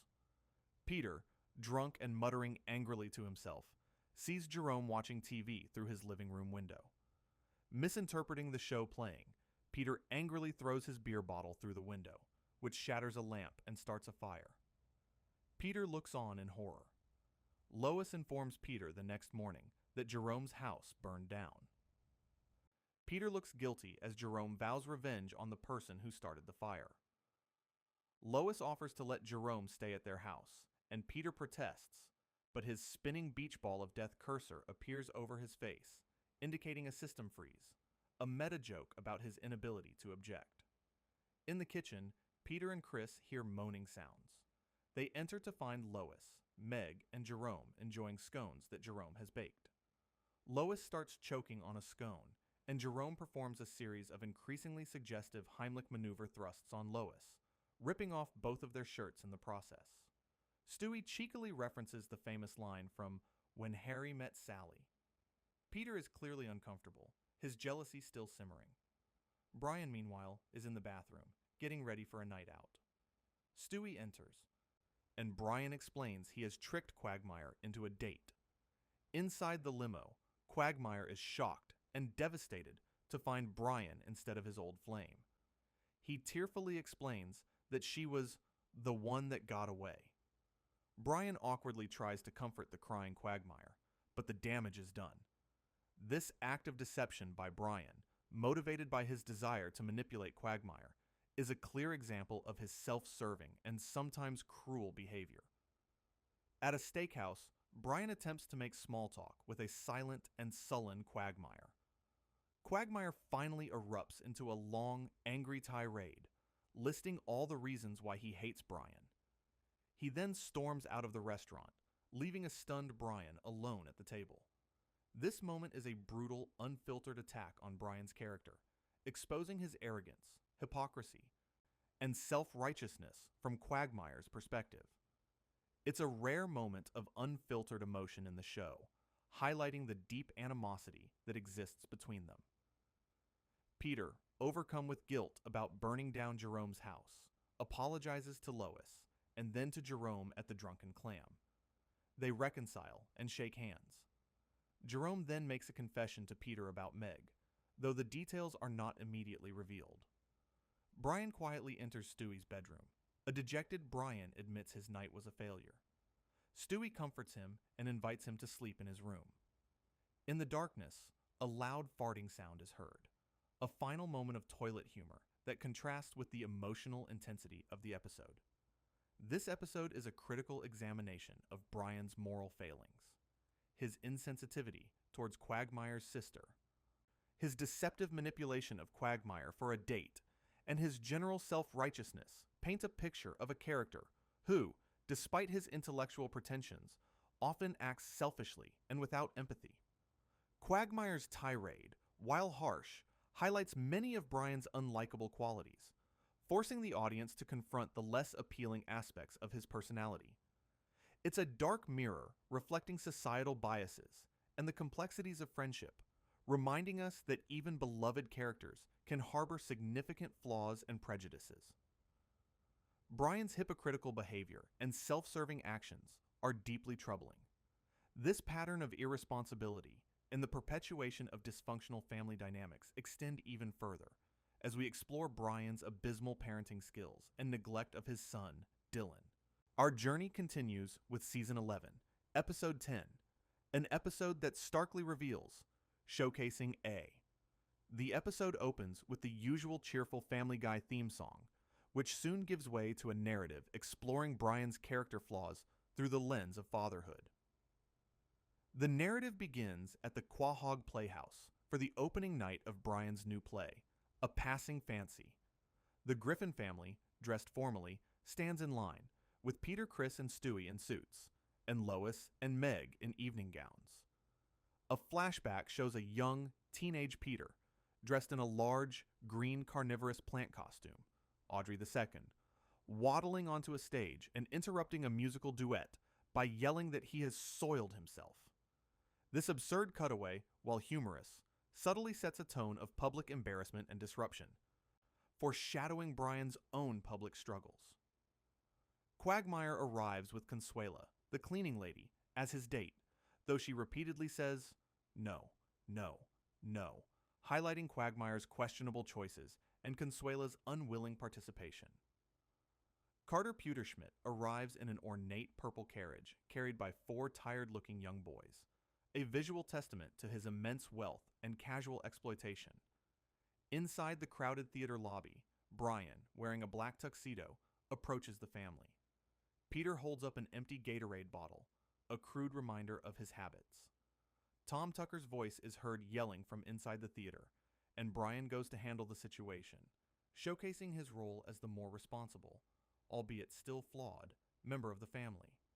A flashback then shows a much larger Chris, wedged tightly into a theater seat, with Lois bringing him a tray of canned foods. Another, even larger man in a dirty shirt sits next to Chris, revealing he is also Lois's son, a disturbing glimpse into Lois's past, and an unexplained secret child. The family takes their seats, and Stewie reads the playbill, discovering that the lead actor has an understudy. This leads to a darkly comedic cutaway of the French Revolution, where a town crier announces the execution of King Louis XVI, only to then announce an understudy will be playing the part, who is then beheaded and smiles. This morbid humor sets a tone for the episode's exploration of ambition and replacement. The play, A Passing Fancy, begins. Peter gasps in shock at the title line, and the audience laughs at simple bad jokes. Quagmire is excited, while Consuela looks bored. The play ends, and the audience, including the Griffin family and characters from American Dad, and the Cleveland show, gives a standing ovation. Brian walks onto the stage and takes a bow, seemingly achieving his dream. The next morning at breakfast, Brian reads a glowing review of his play in the newspaper. Stewie, in his high chair, declares he wants to write a play, sparking a rivalry. A cutaway shows Stewie in an office, firing the Muppet Beaker, followed by a disheveled, drug-addicted Big Bird entering the office, a dark parody of celebrity downfalls. Brian, meanwhile, is dismissive of Stewie's desire to write a play, showing his arrogance and insecurity. At the Drunken Clam, Brian, wearing a scarf, is at a booth with other people, bragging about his success. Peter, dressed as a waiter, approaches for an autograph, but is violently pushed away by Seamus, a one-eyed sailor. Later, Brian arrives home and sees a script on the couch with a yellow sticky note that reads, "Please read me." He picks it up, revealing the title page, An American Marriage by Stewie Griffin. He begins to read it, and his expression changes from amusement to shock and awe. He is moved to tears and drops the script, realizing Stewie's genius. Peter then walks in, holding his own terrible script, and asks Brian to read it. Brian sits at the kitchen table, on a video call with his gay cousin, Jasper. Brian is distraught about how good Stewie's play is, revealing his deep-seated jealousy and insecurity about Stewie's talent. A cutaway shows Peter having a psychotic breakdown after realizing his "I can't believe it's not butter" is real butter, ending up in a mental institution. A bizarre commentary on Peter's fragile grasp on reality. Lois reads a newspaper announcing Brian's play has been nominated for a Hoggy Award. Brian looks stressed and leaves, unable to cope with the pressure of his success, especially in light of Stewie's superior talent.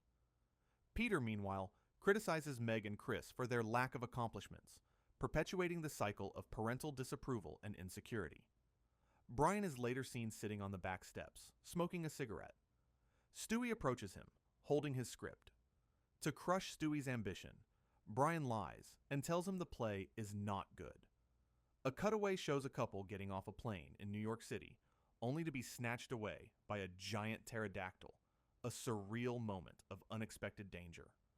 A dejected Stewie drops his script. Brian, feeling guilty, picks it up and pretends to throw it in the trash, but secretly keeps it.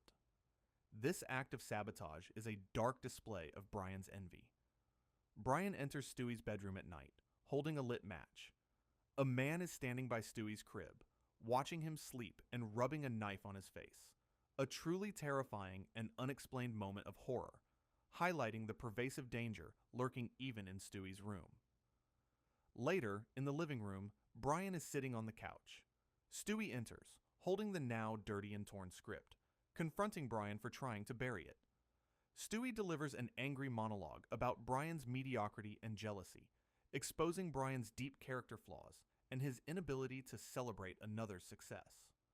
Brian, looking defeated, then runs outside, chases a squirrel, and beats it up while crying, then snaps its neck. A disturbing display of his displaced rage and self-loathing. The squirrel, in a cutaway, tells Brian it's not about him, adding a layer of meta-commentary to Brian's self-centeredness.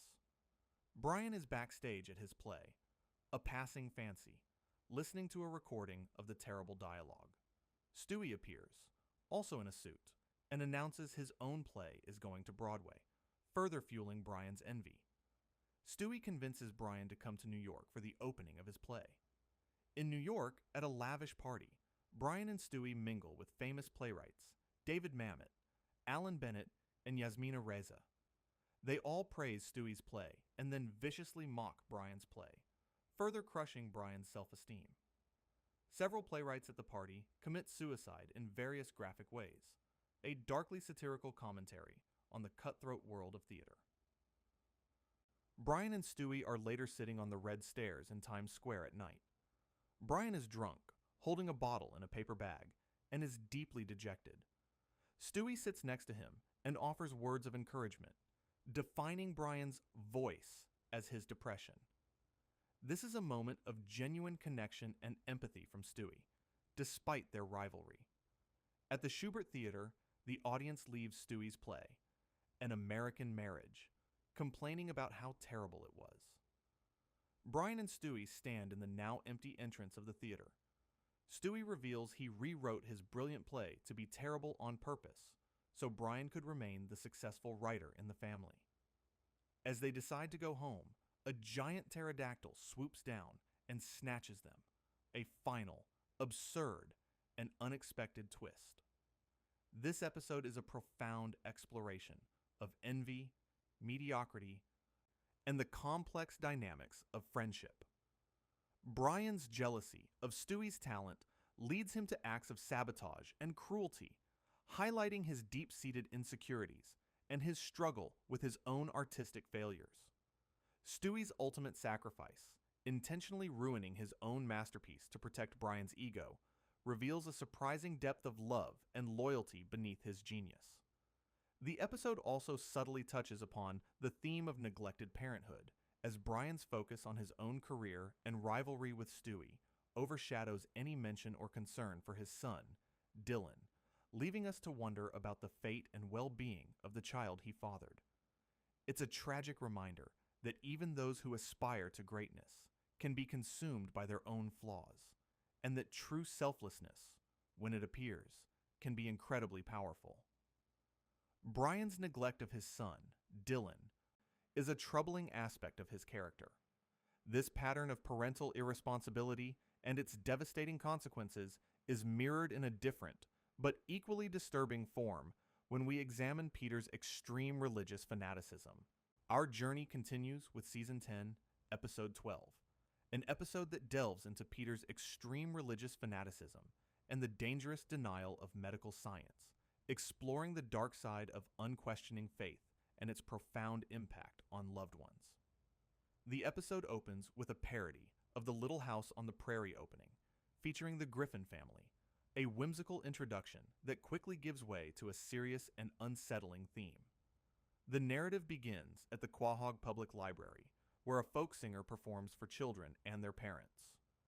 Stewie, ever the cynical observer, makes a snide remark about Kevin Smith and later comments on the folk singer's wife not being present, hinting at his precocious awareness of adult lives. Lois meets Hope, the mother of Stewie's new friend Scotty, and they arrange a playdate. At the Griffin house, Stewie and Scotty are playing with Transformers. Brian enters, attempting to join, but Stewie becomes increasingly upset, yelling at Brian for trying to play with a He-Man toy instead of a Transformer, accusing him of ruining the game. Brian, rejected and frustrated, leaves. This small interaction underscores Brian's recurring struggle for acceptance and his inability to connect with Stewie on his own terms. Later, while Peter, Stewie, and Scotty are watching TV, Scotty suddenly collapses. Peter yells for Lois, and they rush him to the hospital. Dr. Hartman informs them that Scotty has Hodgkin's lymphoma. However, when Hope and Ben, Scotty's parents, arrive, they reveal they will not be getting him any medical treatment, as they are Christian Scientists. Peter makes a homophobic joke, and Lois gets upset, highlighting Peter's insensitivity even in a grave situation. Dr. Hartman, ever opportunistic, tries to get a tip and later mistakenly takes the Jennings car keys, only to realize they are his own. The next morning, at breakfast, Lois is deeply upset about Hope and Ben's decision. Brian explains that Christian Scientists believe disease is an illusion, fought only with stronger faith. Chris, overwhelmed, pours an entire box of cereal into his bowl. Lois, Peter, and Brian decide to talk to the Jennings. They visit the Jennings house, where Hope shows Lois a book called Science and Health, with Key to the Scriptures by Mary Baker Eddy. Peter is surprised that their God is a woman. Brian asks if they can pray away terminal illness, and they affirm they can. Brian, frustrated by their unwavering faith in the face of medical reality, leaves. Lois expresses her frustration, calling their beliefs crazy. Back at the Griffin house, Lois, Peter, and Joe are at the kitchen table. Joe informs Lois that there are no laws to force the Jennings to get medical treatment for Scotty. He then asks them to contribute to the policeman's ball, but Peter dismisses it, claiming they are a fireman's ball family. Lois, desperate, suggests kidnapping the child. Peter, making several movie references, agrees, and Lois states they will take the child to get him the help he needs. Lois, dressed in all black, and Peter, dressed as Harry Potter, embark on their mission. Peter, claiming he hasn't been happy for a long time, is told by Lois that he's said that many times before, a dark running gag about his chronic dissatisfaction. Outside the Jennings house, Peter struggles with a walkie-talkie and instructions, which include climbing a telephone pole, cutting alarm wires, distracting guards by dressing as a woman and flirting with them, and being delivered in a box. In a comedic fake-out, Peter appears dead in a warehouse, only for it to be a prank. Peter eventually climbs a ladder to the Jennings house, but mistakenly brings out Ben instead of Scotty. He takes Ben back, brings Scotty out, and then drops the ladder, making a loud noise. Lois and Peter drive away with Scotty. Peter looks in the back seat, where there's a treasure chest filled with gold coins and jewels, a bizarre and unexplained detail that adds to the episode's surrealism, perhaps implying a deeper, more selfish motive for Peter. The news reports a kidnapping in Quahog. Tom Tucker and Tricia Takanawa report from the scene, and Mayor Adam West uses a multimedia milk carton to find the missing child. Brian realizes that Lois and Peter kidnapped Scotty, and Chris and Meg agree. Lois and Peter drive Scotty to the hospital. Lois compares them to Thelma and Louise, and Peter, in a cutaway, is seen pushing their car off a cliff, a darkly humorous reference to the movie's tragic ending. At the hospital, Tricia Takanawa is reporting from the scene, and her boyfriend Tyrone interrupts her. Joe tells Peter and Lois they're under arrest, but Lois refuses to go anywhere until Scotty gets the treatment he needs. Lois confronts Hope and Ben, delivering a powerful speech about how the men and women of medicine are the instruments of God's answers to our prayers. She argues that if they're going to pray to God, they can't just wipe their butts with his answers. This passionate plea, coming from Lois, is a rare moment of genuine moral conviction in the show. Hope and Ben are convinced and agree to let Scotty have the treatment. Lois hugs them, and Peter yells to the crowd that they're all going to get laid, a crude but characteristic exclamation that undercuts the emotional weight of the moment. Back at home, the Griffin family is watching TV. Lois announces that Scotty is going to make a full recovery. Stewie, ever the dark humorist, says he has a new friend with leprosy whose foot falls off. Peter, reading the Christian Science book, decides to try praying for something. He closes his eyes and imagines himself as Kate Middleton, marrying Prince William, and then asks Prince William when the Queen will die, a final irreverent joke. This episode is a disturbing exploration of religious extremism and its potentially fatal consequences. The Jennings' unwavering faith, while noble in their eyes, directly endangers their child's life, highlighting the dangerous denial of medical science. Lois and Peter's extreme act of kidnapping, though illegal, is driven by a desperate desire to save a child, blurring the lines between right and wrong. The episode forces us to confront the ethical dilemmas surrounding religious freedom versus a child's right to life-saving medical care. It's a powerful commentary on the conflict between faith and reason, and how even well-intentioned beliefs can lead to tragic outcomes. Peter's dangerous fanaticism puts a child's life at risk. This casual disregard for life and the inherent danger in Quahog are further underscored as we recount a deadly murder mystery that decimates the town's secondary characters.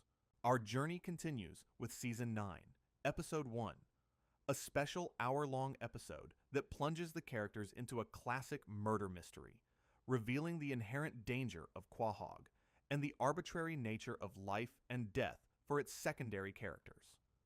The episode, titled "And Then There Were Fewer," opens with a tribute to Perry MacFarlane, Seth MacFarlane's mother, setting a somber tone before the dark events unfold.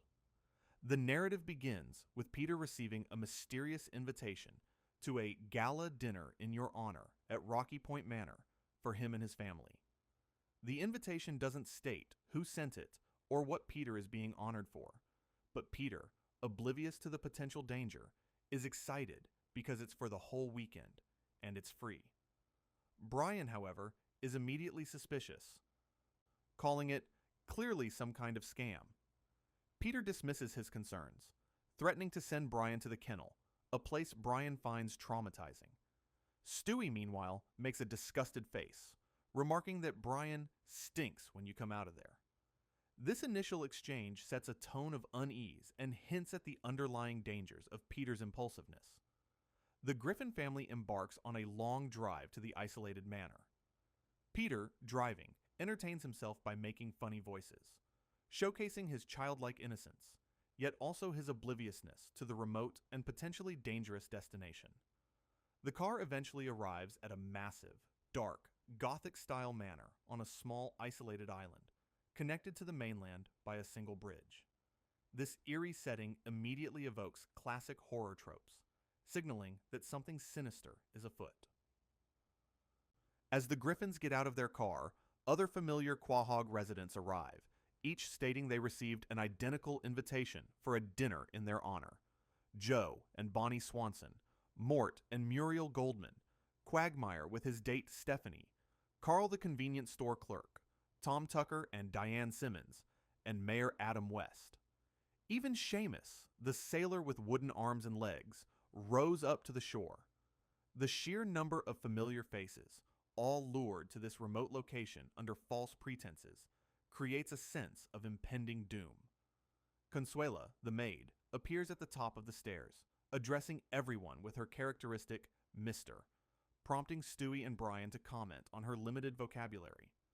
Mayor West, ever eccentric, assures the group that he has left the city in the capable hands of the Mayor-O-Matic 5000, a robot made from a broom and a reel-to-reel player, a humorous but unsettling detail about the casual governance of Quahog. The guests, now in formal wear, are gathered in the dining hall. James Woods enters with his companion, Priscilla. Lois gasps, and Brian growls, indicating their past animosity with the actor. As the guests are seated at a long dining table, Brian tries to open a bottle of champagne. The cork shoots out and hits Stephanie in the chest, killing her instantly. Everyone screams. Tom Tucker checks her pulse and declares, "My God, she's dead. She's been shot." The lights in the manor then go out, and a scream is heard. When the lights flicker back on, James Woods is found slumped over the table, dead, with a knife in his back. This rapid succession of murders immediately establishes the deadly nature of the gathering, turning a celebratory dinner into a terrifying locked room mystery. The group panics and runs towards the exit, but the front gate is closed. A lightning strike hits a tree on the bridge, causing it to collapse, trapping them on the island. Peter, trying to escape, crashes his car into the back of Mort's, and the Griffin's car teeters on the edge of the broken bridge before falling, only to be precariously backed up by Lois just as the bridge gives way completely. The remaining guests huddle together in the library, realizing they are truly isolated. Joe, taking charge, explains that they are stuck, and there's no way out. The group decides to split up to search the house. Peter, in his usual chaotic fashion, announces the teams, pairing Chris with Herbert, who is immediately knocked down by Carl's foot. Brian and Stewie refuse to go with Meg, claiming they need to figure out what to get Peter for his birthday, a thinly veiled excuse to avoid her. As they search the massive, dark house, more bodies are discovered. Muriel Goldman is found dead in the dining room, stabbed in the back with the same knife that killed James Woods. Derek, a guest, is scared by a black cat in the attic, only to be found dead later, killed by a Golden Globe Award. Tom Tucker is also found dead with a head wound. The body count rapidly rises, decimating the familiar faces of Quahog, highlighting the vulnerability of even established characters.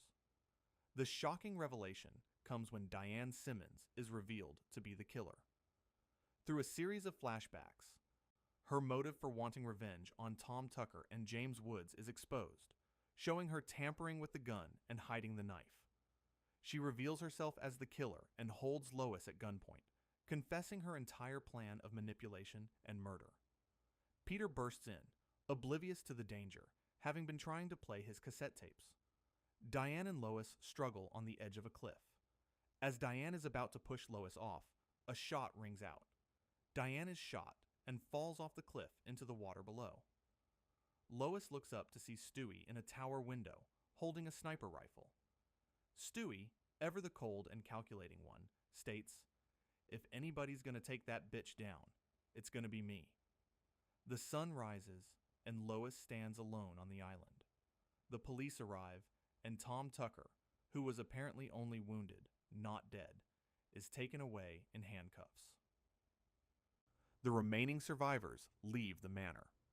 The camera pans out, showing the isolated manor on the island as the end credits begin to roll. This episode is a dark and brutal commentary on the expendability of secondary characters and the inherent dangers lurking beneath the surface of Quahog. The systematic elimination of numerous familiar faces, often in shocking ways, creates a sense of genuine dread and unpredictability. Diane Simmons's calculated revenge, driven by professional slight and personal betrayal, exposes the darker side of ambition and the lengths to which individuals will go for retribution. Stewie's cold-blooded intervention, motivated by his own possessive feelings towards Lois, is a chilling reminder of his capacity for violence, even when seemingly acting as a savior. It's an episode that challenges the audience's assumptions about who is safe in the Family Guy universe, and how easily life can be extinguished, even for characters we've known for years. The casual decimation of Quahog's residents in this murder mystery underscores the town's inherent danger. But sometimes, the most disturbing moments arise from Peter's profound immaturity and callousness, especially when faced with serious issues, as we witness his reaction to Lois's cancer diagnosis. Our journey continues with Season 5, Episode 7, an episode that starkly reveals Peter's profound immaturity and callousness, particularly in his deeply disturbing reaction to Lois's cancer diagnosis. Soon gives way to a narrative that exposes the harsh realities of Peter's character when faced with serious illness. The narrative begins with Stewie and Brian on the couch, watching news about former child actress Olivia Fuller. Stewie, ever critical, expresses his disdain for her. A commercial for Tasty Juice, features Olivia, who is then replaced by Chuck Berry, who says, "Open your mouth, baby. Here it comes," a crude and unsettling remark. The news then announces that Olivia will be appearing at the Quahog Mall, and Stewie, seeing an opportunity, vows to humiliate her worse than Luke Skywalker did to that rebel pilot. A cutaway gag that highlights Luke's passive-aggressive cruelty. This opening sets a tone of casual meanness and Stewie's own vindictive nature. Meanwhile, Peter and Lois are at a movie theater watching a chick flick called Autumn's Piano. Peter, initially complaining, reveals his discomfort with movies that make him cry through my eyes rather than through my penis, a crude and misogynistic comment. The movie, about a girl who chooses her piano over insulin, makes Peter cry loudly, showing a surprising, if misplaced, emotional response. He claims the movie helped him understand sarcasm through a foreign coworker, Fouad, a cutaway gag that humorously shows Peter's slow grasp of simple concepts. At the Quahog Mall, Stewie and Brian watch Olivia. Stewie, initially planning to heckle her, is stunned by how fantastic she looks, confessing, "Good Lord, Brian, she looks fantastic." He awkwardly tries to flirt with her, but Olivia rejects him, stating she's dating more sophisticated men now. This rejection deeply affects Stewie, who then, influenced by observing Quagmire's crude interactions with women, decides that women like it when you treat them like crap. Stewie, adopting a darker persona, visits Olivia and insults her, calling her ugly and comparing her skin to a decorative autumn squash. Olivia, surprisingly, responds positively, saying, "That sounds wonderful," when Stewie asks her out. Stewie triumphantly declares, "She said yes. My God. I'm cooler than that cheetah from the commercials," leading to a darkly humorous cutaway of Chester Cheetah snorting Cheetos dust and ranting about Neil Peart. This scene is deeply disturbing, as it suggests that cruelty and misogyny are effective tools for attraction, a cynical commentary on gender dynamics. Peter, meanwhile, has been up all night watching chick movies, crying, and deciding to make his own chick flick called Steel Vaginas. Lois questions his ability, but Peter, claiming vast film experience, including being the original Pretty Woman, presses on. On his makeshift film set in a hospital room, Peter tries to direct Joe, who is in a wheelchair, to lose the wheelchair because his character can walk. When Joe protests that he's handicapped, Peter resorts to using a cattle prod and peanut butter to make him talk, a truly shocking and cruel display of Peter's disregard for Joe's disability and his abusive directorial methods. At the movie premiere, Peter introduces Steel Vaginas. The movie itself is a grotesque, nonsensical, and deeply offensive mess. The narrator, Peter, declares, "At first I didn't believe in women and unicorns, but that was before I knew about the power of chick stuff, and before I knew vagina hurts." The movie then depicts a woman giving birth to an adult woman covered in SpaghettiOs. Peter's character, as an officer, saying he hates girls, a woman drowning as a hand pushes her head underwater, and a funeral where Cleveland, as a minister, states she died from a rotten vagina. The audience boos and walks out, disgusted. Quagmire calls it the worst piece of crap I've ever seen, and Joe complains his ass is actually sore. This entire sequence is a masterclass in offensive humor, but it also reveals the depths of Peter's misogyny and his complete lack of artistic or human empathy. Back in the living room, Brian finds Stewie crying, distraught over Olivia's reaction to his cruel persona. Brian, in a rare moment of genuine wisdom, tells Stewie, "This is adulthood," and encourages him to take responsibility for the relationship. Stewie, influenced by Brian, tries to make amends with Olivia. Stewie and Olivia are playing house in a cardboard box. Stewie, frustrated by their sexless marriage, which he clarifies is a kind of cake, complains that it was easier being Kubert's roommate, leading to a cutaway of Stewie in bed with Kubert. At a restaurant, Stewie and Olivia join Brian and Jillian on a date. Stewie, continuing his darker persona, insults Olivia's makeup and her car, while Olivia retaliates by insulting his eyebrows. Their argument escalates, with Olivia calling Stewie a baby. Stewie, embracing the role, starts crying loudly, then challenges a man in the restaurant to quiet him down, a bizarre display of aggressive childishness. The final and most disturbing part of this narrative arc occurs when Stewie finds Olivia in the cardboard house with another boy, Victor. Stewie confronts them, accusing Olivia of cheating and throwing Rupert down in anger. Olivia retorts, "But you did want it to end. You've made that perfectly clear." As Stewie walks away, the cardboard house catches fire, and Stewie laughs maniacally, saying, "Idea for a farce. Cheating wife and Papa's ass burned alive." This chilling ending reveals the depth of Stewie's capacity for revenge and destructive behavior when scorned, even at such a young age. This episode is a disturbing exploration of Peter's profound immaturity and callousness, particularly his objectification of women and his abusive behavior on a film set. His reaction to Lois's chick cancer, a fictional illness in his movie, is a horrifying reflection of his inability to empathize with serious health issues, reducing women's suffering to a crude joke. Stewie's arc, from attempting to be a grown-up man through cruelty to his ultimate act of vengeful destruction, further underscores the dark psychological undercurrents of the show. It's a stark reminder that even in the face of serious themes, Peter's character often defaults to insensitivity and crude humor, making his reactions to serious issues deeply unsettling.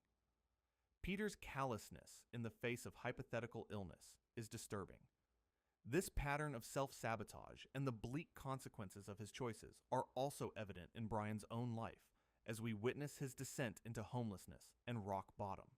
Our journey continues with Season 13, Episode 6, an episode that starkly portrays Brian's as he descends into homelessness and a life on the streets. A familiar comfort that quickly gives way to a narrative of Brian's downfall. The narrative begins with the Griffins at the mall during Christmas time. Lois expresses her love for Christmas shopping, while Stewie, ever the cynic, finds mall food courts depressing, pointing out fathers eating with their coats on as a sign of disappointment in their sons. This darkly humorous observation sets a tone of underlying sadness and unfulfilled expectations.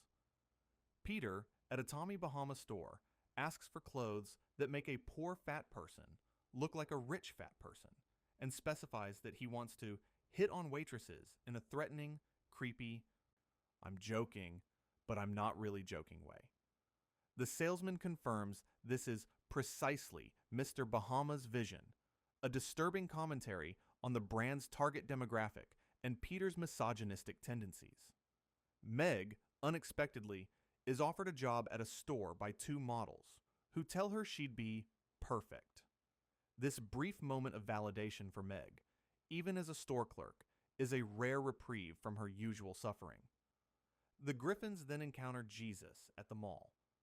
Peter, initially excited, quickly dismisses Jesus' humble living situation as depressing, and questions why Jesus isn't with his family during Christmas.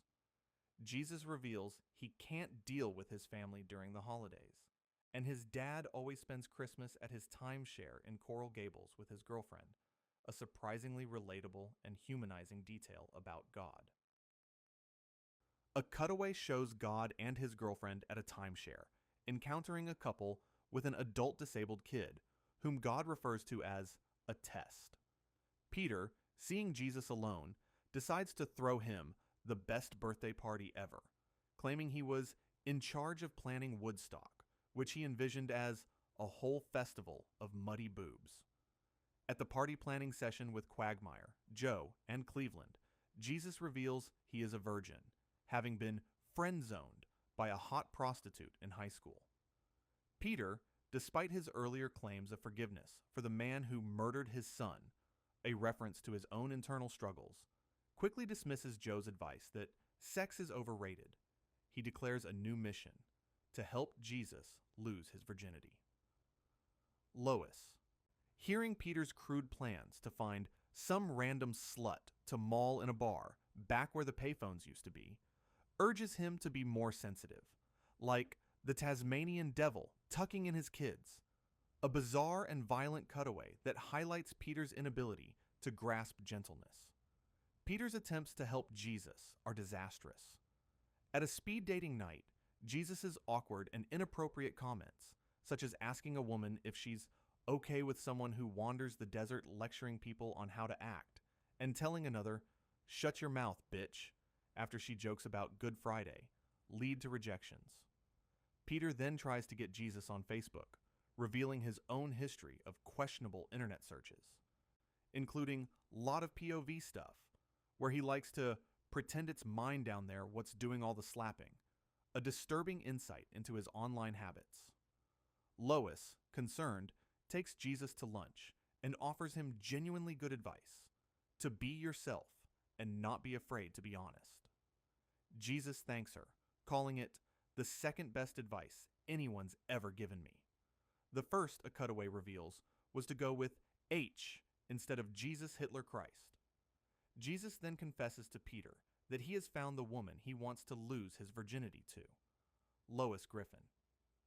Peter is outraged, yet quickly swayed by Jesus' offer of anything in the universe, settling on a Brookstone massage chair. Peter then tries to convince Lois, claiming that clearly there's been a lot of cheating on both sides, and that the Bible is just a bunch of general guidelines. None of the commandments are written in stone. Lois ultimately feels it is kind of an honor that Jesus chose her, and believes she might be doing a good thing. Peter, assuring her, declares he's as sure as I was when I created Lady Gaga, leading to a cutaway of him coaching Lady Gaga on her confusion stage persona. Stewie, observing the unfolding drama, notes the irony that Brian, as an atheist, is watching the one God he don't believe in prepare to bang the woman of his dreams. Brian, unable to bear it, leaves. Lois, dressed beautifully, descends the stairs. Stewie makes a crude comment about Jesus being circumcised, and Peter adds a crude joke about not hitting bottom. At the Drunken Clam, Peter is enjoying his new Brookstone massage chair.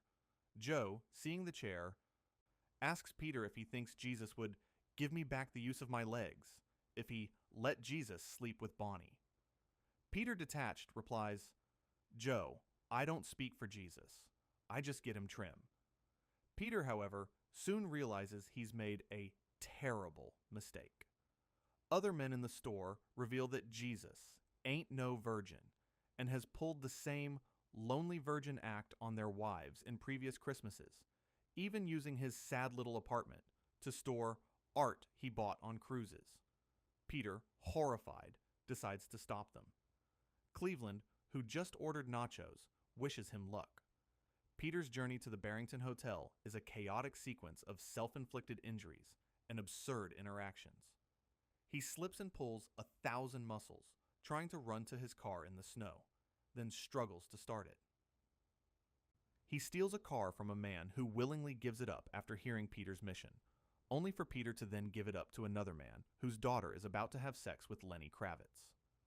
Peter then resorts to stealing a toboggan, a hat, Spider-Man mittens, and all the contents of a child's pockets, crashing through the snow. He finally gets a rural boy to confirm the hotel's location, and the boy adds, "I seen our Lord and Savior bring a lady in there for a Christmas rogering. I did." A crude but direct confirmation. Peter bursts into the hotel room, declaring, "You son of a bitch, what have you done to my marriage?" Lois, however, reveals, "It's okay, Peter. Nothing happened." She explains she couldn't go through with it, despite Jesus putting actual strawberries in a glass of champagne, which was about the classiest, sexiest thing I'd ever seen. She states her marriage is too important. Peter, relieved, apologizes to Lois, and then confronts Jesus, calling him a liar. Jesus, unfazed, claims it was a test to teach them about appreciating our loved ones and resisting temptation, comparing it to when your father told Abraham to sacrifice Isaac. Peter and Lois accept this explanation, and Jesus, with a smirk, declares, I'm not even real. Merry Christmas. This cynical revelation that Jesus is not only a manipulative liar, but also not even real, shatters any pretense of divine morality and underscores the show's irreverent and often nihilistic worldview. The Griffins return home and open presents. Stewie receives a Joni Mitchell CD to continue your emotional education, and deeply upset, leaves the room, while Mayor West, observing Rupert, declares, I'm going to let that teddy bear go all the way. A final, unsettling thought. This episode is a dark exploration of infidelity, manipulation, and the subversion of religious belief. Peter's willingness to loan his wife for a massage chair, Lois's temptation by Jesus, and Jesus' manipulative scheme all highlight the moral compromises and superficiality that can permeate even the most sacred relationships. The revelation that Jesus is not even real and a con artist is a profoundly cynical statement, stripping away any sense of divine guidance or moral order. It's a bleak portrayal of human weakness and the ease with which people can be deceived, even by figures of faith. The episode, through its casual blasphemy and dark humor, challenges deeply held beliefs and exposes the underlying emptiness that can exist even in a world supposedly guided by higher powers. Jesus' manipulative test reveals a cynical view of faith and human nature. This theme of deceptive appearances and underlying psychological complexity extends to Stewie's own world, as we delve into his intense, almost pathological attachment to Rupert, his teddy bear. Our journey continues with Season 15, Episode 1, an episode that offers a profound psychological window into Stewie's complex inner world and his deep need for control, primarily through his intense, almost pathological attachment to his teddy bear, Rupert. Soon gives way to a narrative that explores the depths of Stewie's emotional landscape. A parody of Willy Wonka and the Chocolate Factory. Wonka tells Charlie, he lived happily ever after, but he did have to earn it. Hint, hint. Grandpa Joe, still in the four-person bed, encourages Charlie. Lois enters, concerned about the show's content, but Stewie retorts that she took him to see Magic Mike XXL, leading to a cutaway of Lois in a movie theater with mysteriously wet seats. Lois changes the channel to The Turtlenecks, a psychedelic children's show. Stewie and Brian are unimpressed, with Stewie complaining that baby songs don't tackle real baby issues, and Brian adding that children's songs are written by white adults. This sets the stage for Stewie and Brian to write their own songs, exploring their creative partnership. A cutaway shows Stewie in an orange jumpsuit and hard hat, working at a factory on the docks, vowing to become a singer. His co-workers mock him, but one, Butch, offers encouragement. Stewie, however, turns on Butch and joins the others in mocking him, revealing his own insecurity and tendency to conform to peer pressure.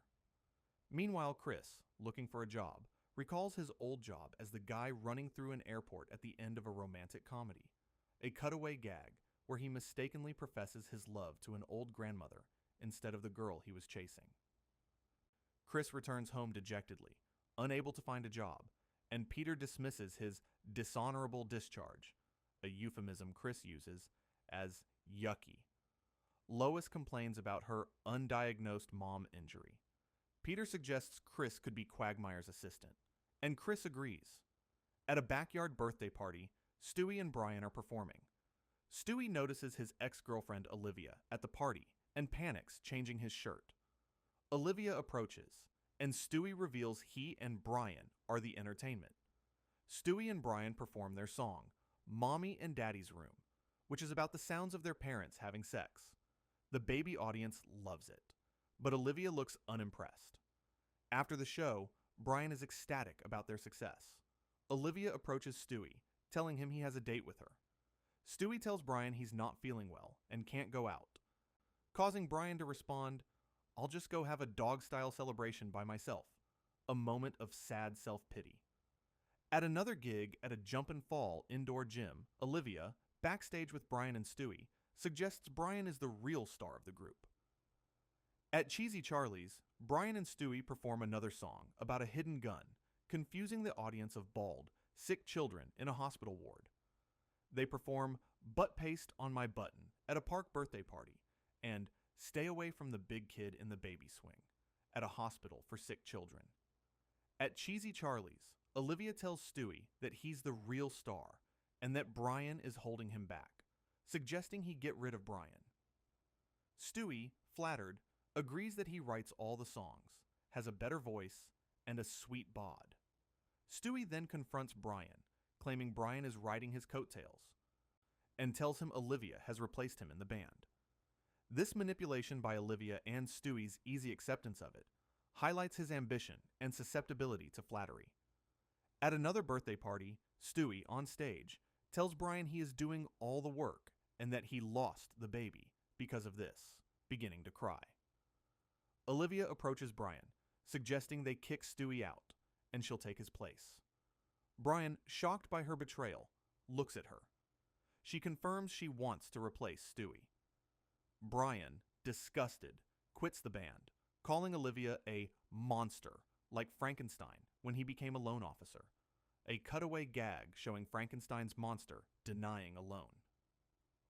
Back at the amusement park, Stewie is alone on stage when Brian walks up. Brian apologizes and tells Stewie he quit the band. Stewie admits Olivia manipulated both of them, and they reconcile, deciding to go back to the way things were. However, the episode then reveals a shocking twist. At the Quahog Arena, Brian and Olivia are on stage, performing Mommy and Daddy's Room. Stewie is in the crowd, watching them, looking betrayed. Backstage, Brian expresses his guilt over Stewie to Olivia, but she dismisses his concerns. Brian quits the band again, calling her a monster. Olivia, unfazed, tells Brian she doesn't need him. Chris arrives home with a person in a full-body leather horse costume, explaining it's Quagmire's horse gimp. He whips the gimp, who seems to enjoy it. Lois, shocked, offers Chris money to quit the job, which he agrees to. This bizarre subplot highlights the extreme and often disturbing sexual proclivities of Quagmire and the Griffin family's casual acceptance of such oddities. At the Quahog Arena, Brian tells Olivia he can't go on without Stewie, and she is dismissive. Brian quits the band. In the lobby, Brian finds Stewie, apologizes, and they reconcile, deciding to continue the band as they were. This cycle of conflict and reconciliation is a recurring theme in their friendship. The episode ends with Olivia on stage with a new dog partner, Vinny, who is now the new red shirt, blue shirt. Vinny, with a gruff voice, tells the audience, "All right, listen up, you little pieces of garbage. This song's about getting heartburn from baked clams and other kids' stuff." This final twist, bringing back Vinny in a new role, serves as a cynical commentary on the interchangeable nature of talent and the cutthroat world of entertainment. This episode offers a deep psychological dive into Stewie's intense attachment to Rupert. His anger, jealousy, and eventual reconciliation with Brian are all intertwined with his need for emotional security, often projected onto his beloved teddy bear. The initial song about Mommy and Daddy's Room and the later Butt Paste on My Button reveal a child grappling with the complexities of his family life and bodily functions, using music as an outlet. Olivia's manipulation and Stewie's susceptibility to it expose his vulnerabilities, while his ultimate decision to prioritize his friendship with Brian over fame highlights a surprising emotional maturity. However, the recurring motif of Rupert and the length Stewie goes to protect him hint at a deeper, almost pathological need for this comforting object. Rupert is not just a toy. He is a symbol of Stewie's inner world, a constant in his chaotic existence, and a focal point for his intense emotions, revealing a profound and unsettling attachment that drives many of his actions. Stewie's deep attachment to Rupert is a window into his complex inner world. But often, the most unsettling aspects of the Griffin family dynamic are found in the unspoken truths, as we consider Peter and Lois's marital complacency and underlying dissatisfaction. Our journey concludes with Season 18, Episode 1, an episode that subtly explores, hinting at the deeper, unaddressed issues that plague their long-standing relationship. Soon gives way to a narrative that probes the emotional cracks in the Griffin family's foundation. The narrative begins at the Pawtucket Brewery, where Peter and his colleagues are facing potential layoffs. Peter, looking disgruntled, argues with a baseball umpire who appears in the break room, a bizarre detail that highlights Peter's frequent detachment from reality. Peter's boss, Bert, observes him, and Peter, in a moment of delusional self-talk, pretends to be alone, making crude jokes to himself. Later, in a dimly lit, candle-filled room, the employees are lined up, awaiting the layoff announcement. A man named Opie receives a commemorative beer stein, celebrating being safe. Peter starts to sweat profusely, his heart beating loudly. His life flashes before his eyes in a series of homoerotic moments. At an aquarium with a young red-haired boy, wrestling another boy, and on a train exchanging a long glance with a man. This unexpected flashback reveals a hidden, perhaps suppressed aspect of Peter's sexuality or emotional longing, hinting at a deeper dissatisfaction beneath his boorish exterior. Peter wakes with a gasp in a hospital bed, surrounded by his family and Dr. Hartman. Dr. Hartman explains that Peter had a panic attack, not a heart attack, and uses humming to illustrate a point about stress relief. This physical manifestation of Peter's anxiety suggests a deeper, unacknowledged stress in his life. At the Drunken Clam, Peter, Quagmire, Cleveland, and Joe are relaxing to yacht rock music on Peter's phone. A man approaches their table, who is revealed to be the grown-up red-haired boy from Peter's aquarium flashback. Peter panics and falls off the table, further underscoring the repressed nature of this memory and his discomfort with it. The family then embarks on a cruise ship. Brian gets excited, but a ship's officer puts him in a pet carrier, placing him on a conveyor belt with other caged dogs. Brian, trapped, pulls out a handheld electronic game, a humorous but sad image of his resignation. On the ship's deck, Lois is taking a selfie, and her friends Donna and Bonnie are mentioned. Donna, at home, receives a text, gets angry, and smashes a glass case labeled "Friends Who Don't Like Your Husband," unleashing 3 women, a surreal representation of her suppressed frustrations. Bonnie, meanwhile, is in bed with a priest when she receives a text, a darkly comedic glimpse into her secret life. These cutaways hint at the unspoken resentments and secret lives of those around the Griffins, perhaps mirroring Lois's own hidden feelings. On the ship's deck, the guys are upset with Peter, but the yacht rock music starts playing again, and they all relax, showcasing the power of escapism and distraction from underlying tensions. Joe's colostomy bag bursts when he and Cleveland are sneaking away with food from the buffet, a gross-out moment that adds to the general chaos. The ship begins to capsize, and everyone falls and slides in the ballroom. The ship is now completely upside down in the water. Survivors, including the Griffin family, are hanging from tables on the ceiling. They navigate a flooded, red-lit corridor to a large, watertight door. Michael McDonald appears, also a survivor. Whales push the ship, flipping it right side up, and the survivors exit through the now open watertight door into the galley, where Joe and Cleveland are feasting, and Brian shakes himself dry. The episode ends with everyone back in the Griffin's living room, safe and sound. A man resembling Casey Kasem is in a radio studio, reading a letter. This episode subtly hints at the underlying dissatisfaction in Peter and Lois's marriage.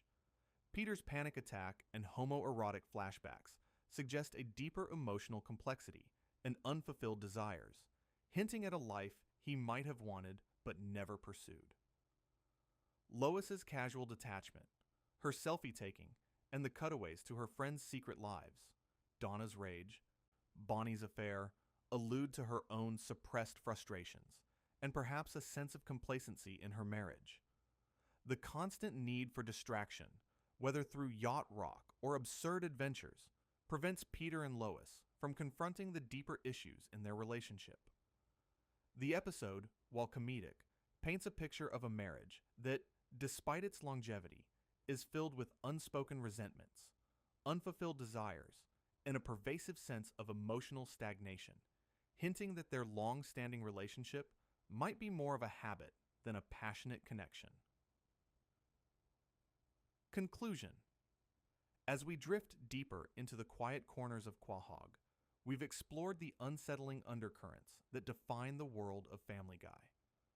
From Stewie's chilling, calculated malice, evident from his very first attempts on Lois's life and his elaborate simulations of world domination, to the disturbing depths of Peter's character, his authoritarian impulses in a post-apocalyptic world, his callous disregard for Joe's disability, and his fanatical denial of medical science, the show constantly challenges our perceptions of its characters.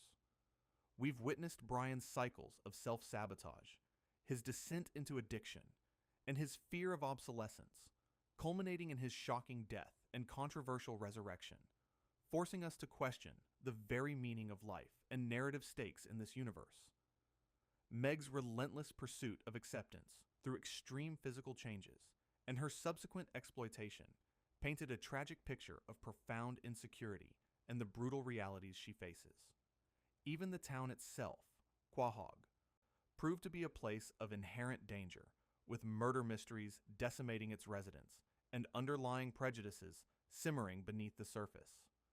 And finally, the subtle hints of marital complacency and unspoken dissatisfactions between Peter and Lois reveal a relationship plagued by unaddressed issues and emotional stagnation. These dark theories and unsettling interpretations force us to rethink the familiar, transforming the comedic absurdities of Family Guy into a rich tapestry of psychological horror, social satire, and uncomfortable truths, leaving us to wonder what other hidden depths lie beneath the surface of this seemingly cheerful, animated world. From Stewie's calculated psychopathy to Peter's hidden darkness and Brian's existential struggles, we've uncovered the truly unsettling truths lurking beneath Quahog's surface. This journey through Family Guy lore reveals a world where comedy often masks profound dysfunction, leaving us to wonder about the deeper, darker realities of its beloved characters.